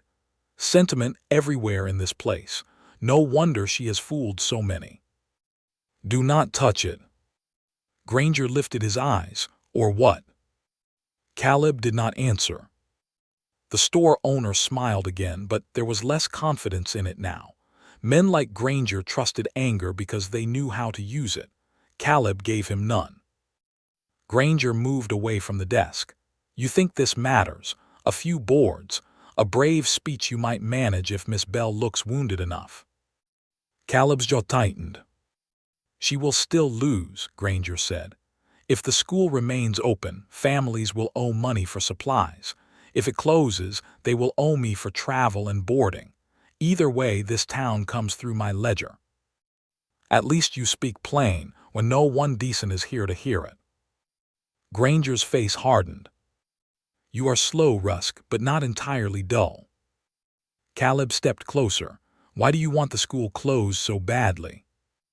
"Because poor children do not need dreams that make them dissatisfied with their station." The words sat between them, ugly and bare. Caleb felt something in him go still. "Not hot. Still." Granger continued. "A boy who learns too much stops accepting field work. A girl who reads accounts starts questioning prices. Miss Bell is not teaching children. She is loosening them from the order that keeps this town alive." "No," Caleb said. "She is loosening them from men like you." Granger's eyes flashed, careful. Caleb looked at Elsie's carved initials under the desk, then at Tommy's paper, then at the place where Anna stood each morning with chalk in her hand, and the whole town's future trying to crush her shoulders. He set the hammer down. That seemed to trouble Granger more than if he had raised it. "You threatened Anna yesterday," Caleb said. "I advised her." "You threatened to make folks doubt her honesty." "People already do." "Because you feed them lies." Granger stepped closer, voice dropping. "And what will you feed them? Your word. You could not even tell Mrs. Briggs the roof was safe." Caleb flinched, but he did not break. Granger saw the wound and pressed again. "You know why? Because somewhere inside that thick head you understand the truth. Children are fragile. One mistake, one weak board, one wrong moment, and they are gone. You know that better than any man here." Caleb saw brown water again. Then he saw Elsie's initials. Not gone. Not only gone. Remembered. Loved. More than the flood. His voice came quiet, You do not get to use my sister anymore." For the first time, Granger had no quick reply. Footsteps sounded on the porch. Anna stood in the open doorway, shawl wrapped tight around her, face pale from the cold. Caleb did not know how long she had been there or how much she had heard. Behind her stood Martha Pike. Behind Martha, Tommy Briggs and his mother. Granger turned, and his expression shifted too late. Anna stepped into the schoolhouse. Her eyes moved from Granger to Caleb, then to the paper on the desk. "What is happening?" she asked. Caleb looked at her, then at the gathered faces near the door. For once, the truth did not feel like a flood. It felt like ground. He picked up Tommy's unfinished paper and held it carefully. "Something I should have said before," he answered. But Elias Granger stepped between him and the door with a cold smile. "Then say it on Sunday, Mr. Rusk," he said, "in front of everyone, and pray your courage does not fail you twice." Caleb Rusk knew there were moments when a man could not build his way out of trouble. A hammer could mend a step, a saw could cut new boards, nails could pull loose wood back into shape, but trust was not pine. Courage was not a roof beam, and the look in Anna Bell's eyes told him he had reached the part of the work no tool could touch. The schoolhouse stood quiet around them. Anna had just come through the doorway with Martha Pike, Tommy Briggs, and Mrs. Briggs behind her. Elias Granger stood near the front row, too clean and too calm for a man caught speaking cruel truths in a place built for children. Caleb still held Tommy's unfinished paper in one hand. "I will be." The words seemed smaller now and heavier. Anna looked from the paper to Caleb. What should have been said before? Caleb opened his mouth, but Granger spoke first. "Mr. Rusk and I were discussing risk," he said smoothly. "He seems ready to put his judgment above the council's." Martha Pike stepped fully inside, her shawl tight under her chin. "That is not what I heard." Granger's eyes narrowed. "Mrs. Pike, standing at a doorway does not make you wise." "No," Martha said, "but listening sometimes helps." Anna moved toward her desk. She reached for the wrapped slate, then stopped as if she was afraid touching it would make her hands shake. Caleb saw that, and shame moved through him again. Not the old shame that had belonged to Elsie. This was new. This belonged to Anna, to yesterday, to every time he had let silence stand where his words should have been. He placed Tommy's paper gently on the desk. "Granger wants the school closed because children who learn become harder to control." Mrs. Briggs drew in a sharp breath. Granger turned on him. "Careful, Rusk." Caleb faced him. "I am done being careful with your pride." The room went still. Anna looked at him then. Not softened, not yet, but listening. Caleb continued, voice steady. He said a boy who learns too much stops accepting field work. Said a girl who reads accounts starts questioning prices. Martha's mouth tightened. "That sounds like him." Granger's face darkened. A private conversation twisted by a guilty man. "Then deny it," Caleb said. Granger said nothing. That silence did what Caleb's anger never could. It gave the others room to see. Tommy looked up at his mother. Mrs. Briggs pulled him close, but her eyes stayed on Granger now, not on the roof. Anna stepped forward. "Mr. Granger, leave my school." He gave a short laugh. "Your school." "Our school," Martha said. Granger looked at her with open contempt. "You owe my store $23.08, Mrs. Pike. I would speak softer if I were you." Martha went pale. Anna turned sharply. "Do not threaten her here." "It is not a threat to remember accounts." "No," Caleb said, "but it is a threat to use them like a rope." Granger buttoned his coat with slow, angry fingers. "Sunday will settle this." He moved toward the door. When he passed Caleb, he spoke low. "You may have found your tongue today. Let us see if you keep it when the whole town is staring." Then he stepped onto the porch and walked out into the cold. No one moved until the sound of his boots faded down the street. Mrs. Briggs was the first to speak. Her voice was thin. "Is it true he said those things?" Caleb nodded, yes. She looked toward Anna and the roof. "The repaired parts are sound," Anna said, "but I will not lie to you. The building still needs work." Mrs. Briggs swallowed. "Then how can I send Tommy?" Tommy pulled slightly from her hand. "Ma." "Hush." "No," his voice trembled, but he kept going. "I want to come." Anna's face softened with pain. Tommy reached into his pocket and unfolded his small paper. "Miss Bell said I could leave room till I knew." He held it up. "I will be." His mother looked at the unfinished line, as if it might accuse her. "I don't want to stop there," Tommy said. The room changed. Not loudly, not all at once, but Caleb felt it. Martha wiped at one eye and pretended she had dust there. Anna looked down at the broken slate on her desk.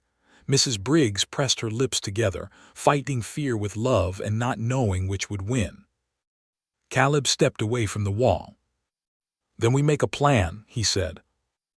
Anna looked at him. "A plan." "For Sunday, no shouting, no anger, no dragging your sacrifice into the street unless you choose it." Her eyes held his. He knew she heard the apology inside those words. Martha nodded. "What kind of plan?" Caleb looked around the schoolhouse. "We show the work, porch, wall, roof corner, side door, every repair, every place still needing help. Let parents see with their own eyes." "That will not answer funding," Anna said. "No," Caleb said. "The building answers safety. The children answer why it matters." Anna's hand moved to the wrapped slate. "And this?" "That belongs to Tommy," Caleb said. "And to you, it is not mine to use." Something in her face softened then, but carefully, as if trust had been wounded and was deciding whether to stand. Tommy stepped closer to the desk. "Miss Bell can show it." Anna looked at him. "Only if you want that." He touched the cloth edge. "I want folks to know I still need school." His mother closed her eyes. Martha laid a hand on Mrs. Briggs's shoulder. "So do mine." Anna stood silent for a moment, then unwrapped the slate. The crack ran across it like a dry riverbed. The faint chalk marks still showed. "I will be." Anna lifted it carefully. "Not as pity," she said. Caleb nodded. "No." "Not as proof that I have suffered." "No." She looked at Tommy. "As proof that a child's sentence should not end because a town loses courage." Tommy nodded hard. Mrs. Briggs began to cry quietly. Anna wrapped the slate again, then faced Caleb. "And you?" He knew what she meant. "What will you say when Granger reaches for Elsie again?" she asked.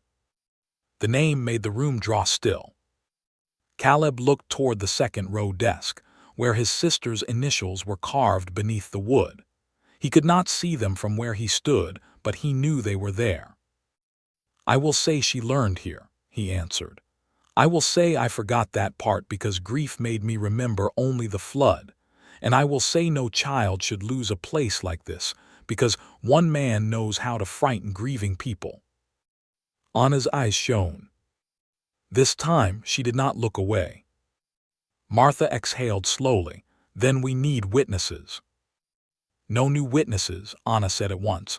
"No parade, no tricks." "Not tricks," Martha replied. "Hands, people to look at the repairs, people to stand in the room and decide if fear has been telling the truth." Caleb nodded. "That is enough." For the rest of the afternoon, they worked together. Not easily, not as if everything had healed. Caleb and Anna still moved around tender places. Their words were careful, their silences had edges, but they worked. Martha helped sweep the floor and clean mud from the benches. Mrs. Briggs patched a torn curtain near the back window. Tommy carried small scraps of wood outside and returned each time with his chest a little straighter.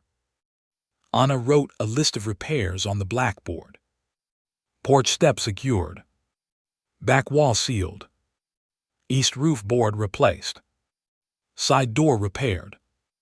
Stove shelf strengthened. Roof inspection still needed before winter. Caleb read the last line. You could leave that off.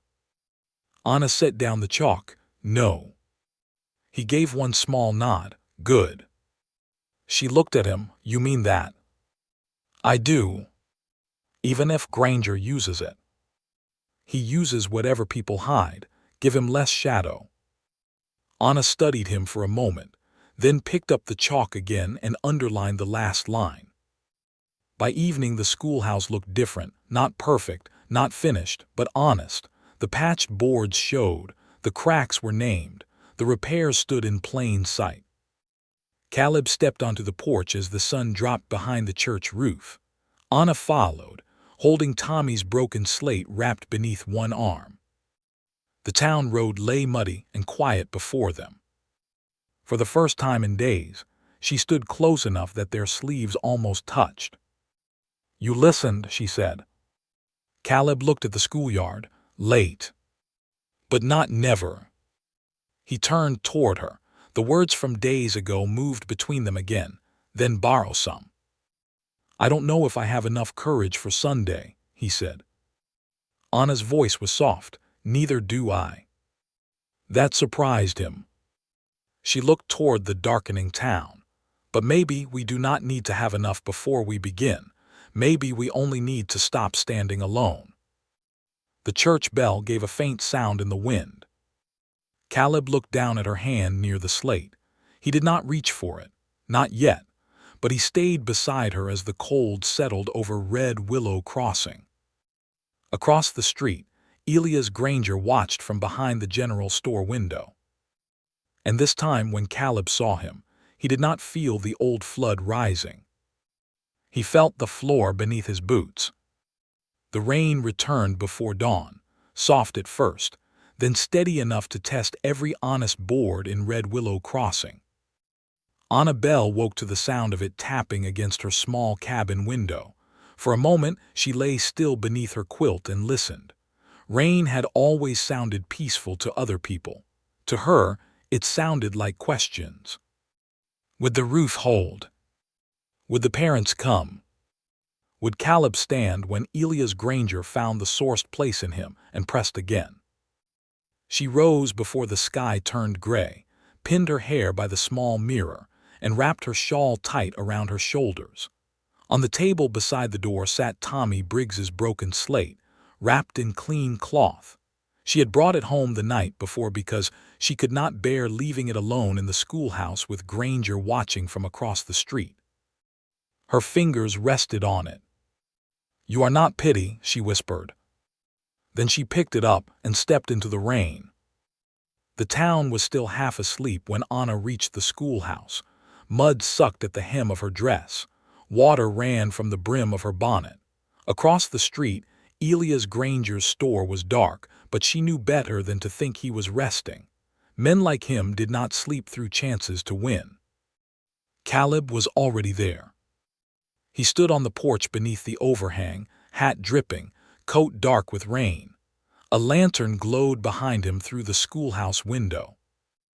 Anna stopped at the gate. You came early, she said. So did you. The same words from days before, but now they carried something different, not teasing, not distance, something like a shared burden neither of them knew how to set down. Caleb stepped off the porch and took one careful look at the wrapped slate beneath her arm. Tommy, S. Yes. I checked the roof at first light. And... He hesitated. Anna's heart tightened. Tell me plain. The east corner is holding. He looked toward the roof line. But rain is finding an old seam near the stove pipe. Not much, enough to show. She closed her eyes for one breath. Of course. The schoolhouse did not fail where they had named the weakness. It found a new place. That was how fear worked too. Inside, the leak had already begun. A tin pan sat near the stove, catching water one drop at a time. Tap, tap, tap. Caleb had dragged a bench aside and climbed onto it, reaching up to press along the ceiling boards. His sleeves were wet to the elbows. Anna set the slate on her desk and looked at the pan. How bad? Not dangerous, he said, but Granger will call it dangerous. He would call a loose button a public emergency if it helped him close this place. Caleb almost smiled, but the worry in his eyes remained. He climbed down from the bench. I can patch the seam from outside if the rain slows. And if it does not, then I brace it from inside until it does. Anna looked at the blackboard where yesterday's repair list still stood. The final line sat underlined in white chalk. Roof inspection still needed before winter. She had written the truth. Now the truth had grown teeth. The door opened behind them. Martha Pike hurried in, shaking rain from her shawl. Her cheeks were red from the cold, and she carried a basket covered with cloth. I brought biscuits, she said. Not enough to solve anything, but enough to keep people from fainting while they worry. Anna touched her arm. Thank you. Martha looked up at the leaking seam, then at the pan. Her face fell. Oh, Anna. I know. Before Anna could say more, wagon wheels sounded outside. Then another. Then low voices. Parents were arriving early, not for Sunday church yet, but to see what the rain had done before Granger told them what to think. Mrs. Briggs came first with Tommy tucked close beneath her shawl. Tommy's eyes went straight to the pan on the floor. It's leaking again, he said. Anna knelt in front of him, only a little. His small face grew serious. Is the school still going to close? Anna wanted to say no. The word sat ready in her mouth, bright and kind and maybe false. So she told him the truth. I do not know yet. His chin trembled once, but he nodded like a grown man trying to be brave. Caleb watched from near the stove, and Anna saw the pain move through him. The old Caleb might have looked away. This one did not. More parents came. Some stepped inside. Some remained on the porch, peering in as if the building might collapse from being doubted. Mr. Lott arrived with a notebook under his coat. Amos Reed followed, wiping rain from his mustache. Both men looked at the pan before they looked at Anna. Then Elias Granger crossed the street. He carried an umbrella, black and neat, held high above his polished hat. Not a drop touched his coat. He paused at the bottom of the schoolhouse steps and looked up at the roof with sad satisfaction. Well, he said, the weather has spoken before the council needed to. Caleb stepped to the doorway. The repaired corner held. Granger smiled, but the roof leaks. A seam near the stove pipe leaks. To a child seated beneath it, I doubt the difference feels comforting. Parents shifted uneasily. Anna stepped beside Caleb. No child will sit beneath a leak. We move benches, we repair seams. That is how buildings survive. That is how desperate people delay good judgment, Granger replied. Martha set her basket down harder than necessary. Good judgment would have helped before the roof got this bad. Granger turned toward her. Mrs. Pike, I admire your loyalty. I only hope your children do not pay for it. Martha paled, and Anna felt the room recoil. Granger had become less careful. That made him more dangerous. Mr. Lott cleared his throat. Perhaps we should wait until after church to discuss. No, Granger said. Families are here now. They can see the truth now. Tommy's mother held her son tighter. I just need to know he'll be safe. Caleb looked at her. The room seemed to lean toward his answer. Anna saw the struggle in him, not cowardice, not silence, something harder. He understood that no man could promise a perfect world, but he also understood now that refusing to speak left frightened people at the mercy of the loudest liar. He took off his hat. "The building needs more work before winter," he said. "Anna wrote that plain on the board, but the porch holds, the wall holds, the east roof corner holds, the side door opens, the stove shelf is braced. The leak above us is not safe to ignore, so we are not ignoring it." He looked at Tommy, then at the parents. "I would let a child sit in this room today, not under that seam, not without repair, but yes, in this room." The words settled. Anna breathed for the first time in what felt like minutes. Granger's face hardened. "Your confidence comes late." Caleb turned to him. "Late is not never." Anna looked at him then, and something passed between them. Not forgiveness fully, not yet, but a bridge plank laid over a deep place. Then the pan on the floor shifted. A heavier drip struck, then another. Caleb looked up fast. The seam had opened wider. Water ran down the inside wall in a thin, shining line, right over the stove pipe brace. A few parents gasped. Granger did not need to say a word. His victory stood in the leak. Anna felt Tommy's broken slate heavy on her desk behind her. She felt every child's unfinished sentence waiting in that room. Caleb grabbed his coat and headed for the door. "I can brace it." Rain beat harder against the roof. Anna caught his sleeve. He turned. For one terrible moment, she wanted to tell him not to risk it, to let the school close, to let the town be afraid, to let herself stop carrying what kept cracking above her head. Instead, she said, "Do not climb angry." His eyes held hers. "I won't." Then he stepped into the rain with the whole town watching, and Anna knew the day would either save the schoolhouse or break the last courage they had left. Rain turned the schoolhouse roof into a drum. Caleb Rusk climbed into it anyway. Anna Bell stood in the doorway with one hand pressed against the frame, watching him cross the slick porch and reach for the ladder. The whole town seemed to hold its breath behind her. Parents crowded the room. Children stood close to their mothers. Martha Pike kept one hand on Tommy Briggs's shoulder as if the boy might run after Caleb if no one stopped him. The leak near the stove pipe struck faster now. Tab, tab, tab. Then a thin stream. Water slid down the inside wall and darkened the fresh brace Caleb had nailed there the day before. The sight of it hurt Anna worse than she expected. Not because the schoolhouse was perfect before. It had never been. But because every repaired board had become a promise, and now the promise was being tested in front of frightened eyes. Elias Granger stood near the back of the room, dry beneath his black umbrella, which he had folded with care and leaned beside the door. His face held the grave expression of a man pretending not to enjoy another person's trouble.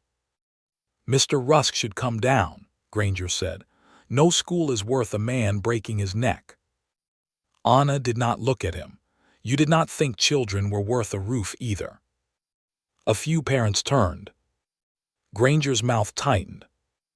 Outside, Caleb's boots scraped against the ladder.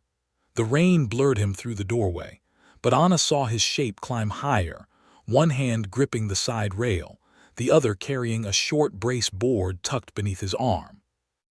Mrs. Briggs whispered, "He'll slip." Tommy shook his head. "No, he won't." The boy said it like faith was something he could hold in both fists. Anna wished she had that much. Caleb reached the low roof above the side wall and moved slowly toward the stove pipe. He did not rush. He did not climb angry, just as she had told him. Every motion was careful, measured. A man who had learned that courage without sense could become another kind of failure. Anna stepped back inside and crossed to the leaking wall. "Move the bench farther," she said. Martha and Mrs. Briggs helped her drag it away. Amos Reed joined them after a moment, then Mr. Lott. That mattered. Anna saw other parents notice too. Fear could spread quickly, but so could hands put to work. Water dripped from the brace onto the floor. Anna set another pan beneath it. Granger looked around the room. This is exactly my point. You are holding lessons in a building that requires rescue before breakfast. Anna turned to face him. No, we are standing in a building that people are finally helping. Because you made them afraid of losing it. You made them afraid of keeping it. That silenced him for only a breath. Then his eyes moved to the blackboard, where the repair list still stood. Even your own board admits the roof needs inspection before winter. Yes, Anna said, because truth should be written where people can see it. And the truth is that this building is failing. The truth is that this town let it fail. The words came out stronger than she planned. The room quieted. Anna felt her heart strike hard once. She had not meant to accuse the parents. Most of them were poor, tired, pressed by weather, debt, and hunger, but truth had weight, and sometimes it landed on every shoulder. She softened her voice. I do not say that to shame anyone. I let it fail too, by pretending I could carry it alone. I spent what little I had and stayed quiet because I thought if I worked hard enough, no one would have to know how close we were to losing it. Martha looked down. Mrs. Briggs covered her mouth. Anna lifted her chin, though her throat burned. But this school was never mine alone. These children were never mine alone. And if it closes because we are afraid to see what needs repairing, then the shame belongs to all of us. Granger stepped forward. There, at last, the confession. She admits the school has been failing under her care. Caleb's hammer struck from the roof. Once. Hard. Everyone looked up. Another strike followed, then another. Wood pressed into place above the stovepipe seam. The stream slowed to heavy drops. Anna looked back at Granger. No, she said quietly, I admit I needed help. The words changed the room more than any shout could have. For years, Anna had feared needing help would make her small, but standing there with rain on the roof, water on the floor, and half the town staring at her, she felt something else. Not weakness, relief. Tommy stepped away from his mother and walked to Anna's desk. He picked up his wrapped slate and carried it to the front of the room. Mrs. Briggs started after him. Tommy. Anna lifted a hand gently. Let him. Tommy stopped beside her and held out the cloth. Anna knelt and unwrapped the broken slate. The crack ran across it, dark and clear. The faint chalk marks still showed. I will be. Tommy looked at the parents. His voice shook, but he spoke. I don't want to stop before I know the rest. No one moved. Not even Granger. Anna held the slate so the room could see it, but she did not make the boy into a beggar. She did not plead. She simply let his unfinished sentence stand among them. Martha wiped her cheek. My Mary still needs school too. Amos Reed looked at the leaking wall, then at the repaired porch. We should have sent help after the first storm. Mr. Lott closed his notebook slowly. We should have sent funds before that. Granger's face darkened. Fine feelings do not change accounts. Mrs. Briggs turned on him, surprising everyone. Neither does your fear, Mr. Granger. It only adds interest. A low murmur moved through the room. Above them, Caleb hammered again. The leak slowed to a single drip. Anna looked toward the doorway as Caleb climbed down outside, rain running from his hat and coat. When he stepped back into the schoolhouse, soaked and breathing hard, every eye turned to him. He glanced first at the wall, then the pan, then Anna. Holding for now, he said.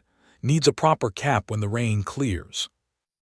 Granger seized the words. For now, you all heard him. Caleb looked at the store owner. Yes, he said, for now. That is how most good things survive at first. They hold because people keep showing up. Anna's hand tightened around Tommy's slate. Granger lifted his chin. Sunday council will still decide. Caleb nodded. Then let them decide in here, not across the road, not from your store steps.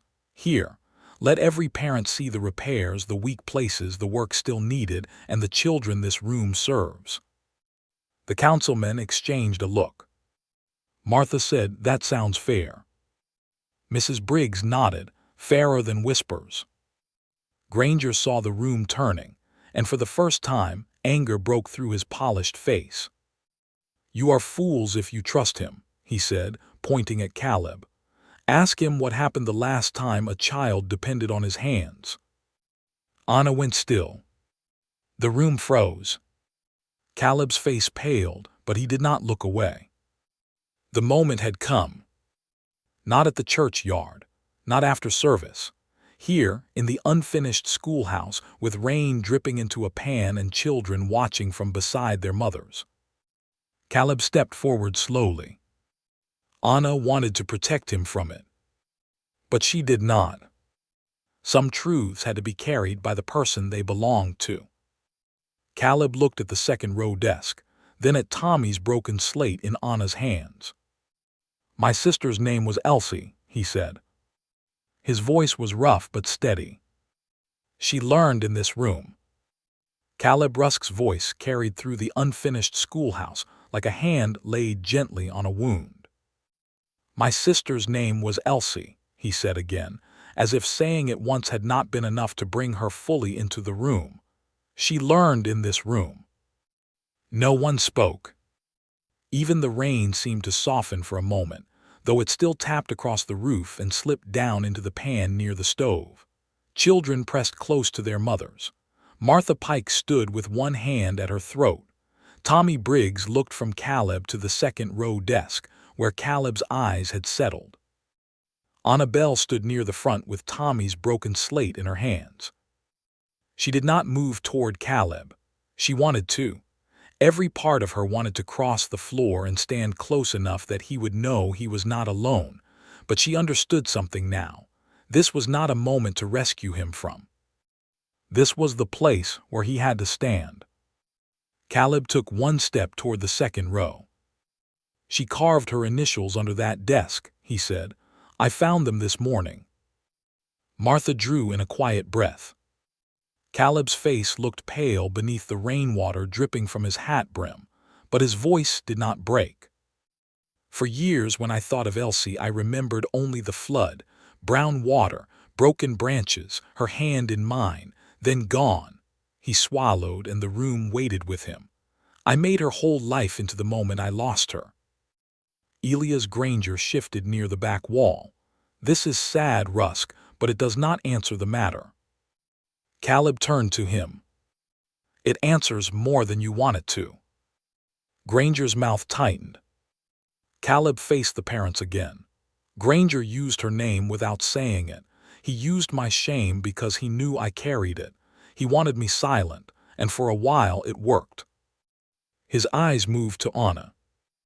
"I was silent when I should have stood beside Miss Bell. I was silent when fear needed answering. I let an old grief make me useless to the living." Anna's throat tightened. Caleb looked away from her before tenderness could stop him. "But Elsie was not just a child who died in water," he continued. "She was a child who learned here. She sat at that desk. She scratched her crooked letters into the wood because this room made her believe her name mattered." Tommy's fingers curled around his mother's sleeve. Caleb pointed gently toward the broken slate in Anna's hands. "Tommy has an unfinished sentence on that slate. I will be. That is what school gives a child. Not a roof only. Not chalk only. A place where that sentence can keep going." The room was so quiet Anna could hear Mrs. Briggs crying. Granger stepped forward, anger now plain on his face. "Pretty speech, but the roof still leaks." "Yes," Caleb said, "it does." That honesty made several parents look up. Caleb turned and gestured to the board. "The school needs roof work before winter. It needs coal. It needs books. It needs slates, chalk, and hands willing to repair what has been ignored too long. Miss Bell wrote the truth where all could see it." Then he looked back at Granger. "You wrote fear where it would earn you money." A murmur moved through the parents. Granger's cheeks flushed. You have no proof of that. Mrs. Briggs lifted her head.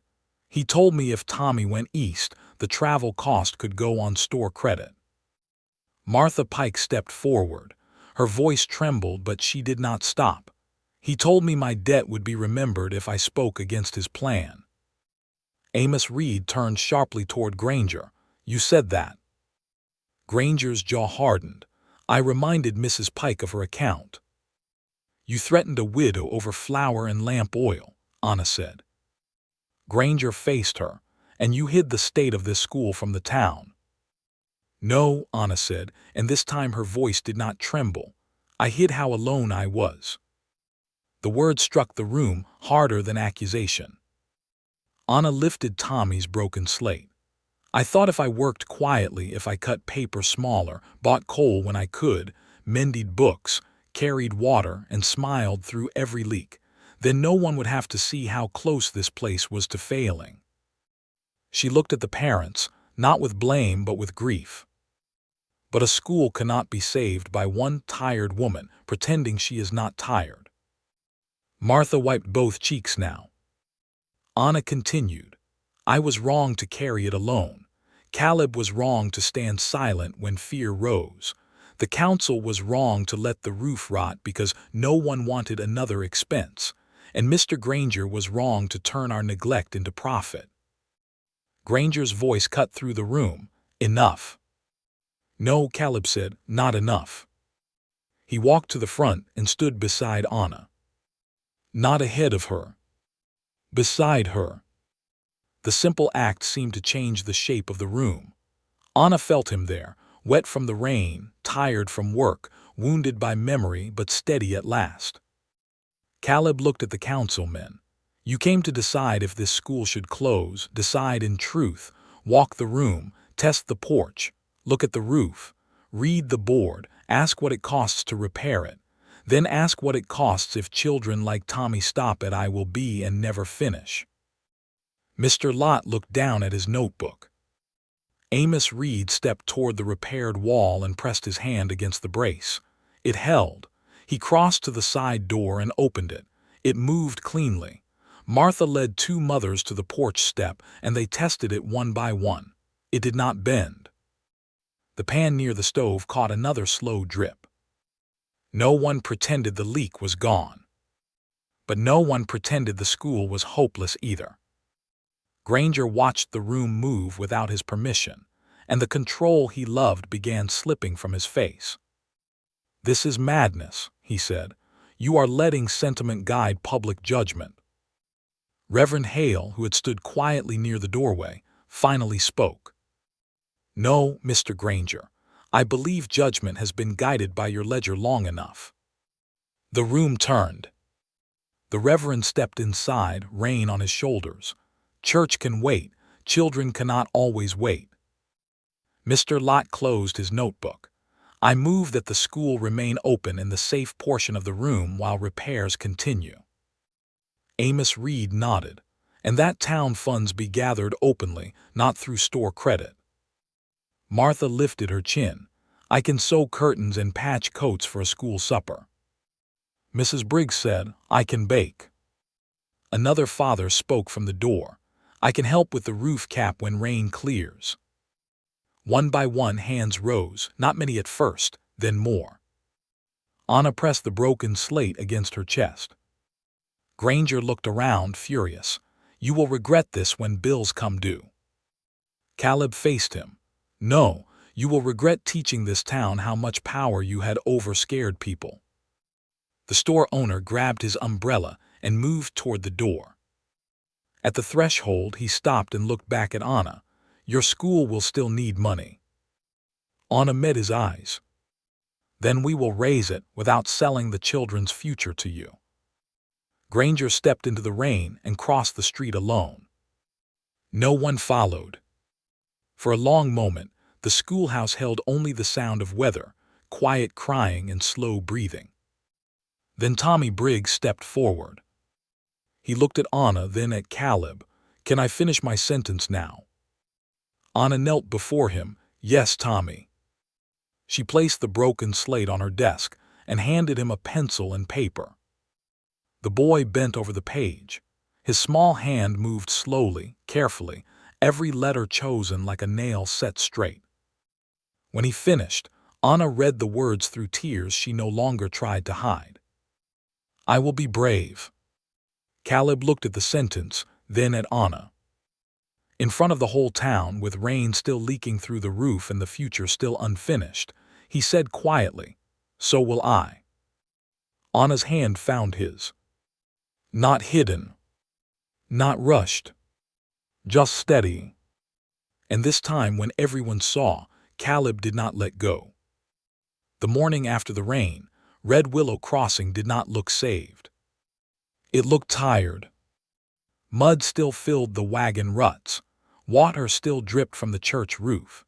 Elias Granger's general store stood across the street with its door closed and its curtains drawn, as if the building itself had turned its face away from the town. But the schoolhouse door was open. That was the difference. Annabelle stood inside before sunrise with her sleeves rolled and a broom in her hands. The room smelled of damp pine, stove smoke, and fresh hope. A pan still sat near the stove pipe, but only one slow drop fell into it now and then. The worst seam had been capped from outside when the rain cleared. The porch had been tested by half the town. The side door swung open clean. The repaired wall stood firm. It was not perfect. It was standing. Caleb Rusk came through the doorway, carrying a narrow board under one arm, and Tommy Briggs's broken slate wrapped in cloth beneath the other. Anna looked up from sweeping. "You found a place for it." "I think so." He crossed to the wall near the teacher's desk, where the morning light came through the side window and touched the boards in a pale gold strip. He held the slate up against the frame. Anna stepped beside him. The slate was still cracked. Nothing could change that. The old chalk marks were faint now, but the beginning of Tommy's sentence remained. "I will be." Caleb had built a small wooden frame around it, simple and careful, not fancy, not showy, just strong enough to hold what mattered. Anna touched the edge of the frame with her fingertips. "You did this last night." "Couldn't sleep." That happens when a man decides to be brave in public. A quiet smile touched his mouth. "Feels dangerous." "It is." He looked down at her. "Worth it." Anna's eyes lifted to his. "Yes." For a moment, the room held still around them. Then footsteps sounded on the porch. Martha Pike entered first with a basket of biscuits. Mrs. Briggs came behind her carrying folded cloths for wiping benches. Amos Reed brought a toolbox. Mr. Lott arrived with a small ledger that did not belong to Granger, and Reverend Hale followed with 2 sacks of coal donated from the church store. One by one, more people came. Not all of Red Willow, not yet. Some folks still feared Granger's accounts. Some still thought the school should close until spring. But enough came to make the room feel different. Enough came with hands ready to work. A father climbed onto the roof with Caleb to finish sealing the stove pipe cap. Martha and 2 mothers cleaned the windows. Mr. Lott wrote every donation on the blackboard where all could see. Anna copied names, supplies, and repair needs in a clear hand. No secrets. No shame. By noon, the schoolhouse had a new rule written above the repair list. "This school belongs to Red Willow's children." Tommy Briggs stood under it, reading the words slowly. "Does that mean me too?" he asked. Anna knelt in front of him. "Especially you." He grinned, then tried to hide it. Caleb saw him and looked away before anyone noticed the feeling on his face. Anna noticed anyway. Later that afternoon, Elias Granger opened his store. He stood on the walkway and watched parents cross the street with boards, coal, cloth, and coins dropped carefully into a tin box on Anna's desk. No one shouted at him. No one threatened him. That seemed to trouble him most of all. His power had not ended in one grand moment. It had simply found fewer hands willing to hold it. When Mrs. Pike walked past, Granger called her name. She stopped but did not lower her eyes. "Your account remains," he said. Martha nodded. "I know, and I will pay what I owe, not with my silence." Then she crossed back to the schoolhouse. Granger did not call after her. As winter drew closer, the work continued. The children returned first in small numbers, then nearly all at once. Lessons moved to the safe side of the room while roof repairs finished. Tommy completed his sentence on fresh paper and pinned it beneath the framed slate. "I will be brave." Other children began adding their own. "I will be a teacher." "I will be a carpenter." "I will read every book." "I will help my ma." Anna read each one like a prayer. Caleb came every morning before ranch work and every evening after. He no longer stood only where tools were needed. Sometimes he listened to lessons from the doorway. Sometimes he carried water. Sometimes he sat in the back and helped Tommy shape stubborn letters. One cold morning, after the first true frost silvered the schoolyard, Anna found Caleb standing beneath the framed slate. The children had not arrived yet. The stove was warming. Outside, the first bell rope waited by the door. Caleb turned when she entered. "I used to think staying meant promising never to fail," he said. Anna came closer, "And now? Now I think it means not leaving just because failure is possible." Her eyes softened. He took a careful breath. "Anna, I cannot offer you a life without storms, weak boards, or fear, but I can offer hands that will keep working, a heart that will not hide when yours needs company, and a place beside me if you want it." Anna looked at the framed slate, then at the room they had saved together. "You are not asking to rescue me." "No." "To fix me." "No." She stepped closer. "Then what are you asking?" Caleb's voice lowered. "To stay." Anna reached for his hand. This time there was no crowd, no rain, no enemy watching from across the street. Only morning light, chalk dust, and the quiet sound of the stove catching flame. "Yes," she whispered, "stay." The school bell rang soon after. Children hurried through the door with cold cheeks and loud voices. Tommy Briggs was first inside, holding his books like treasure. Anna stood at the front of the repaired schoolhouse, Caleb beside her, as the room filled with life again. Near the teacher's desk, Tommy's broken slate rested in its wooden frame, catching the first pale morning light. The crack still showed. So did the promise,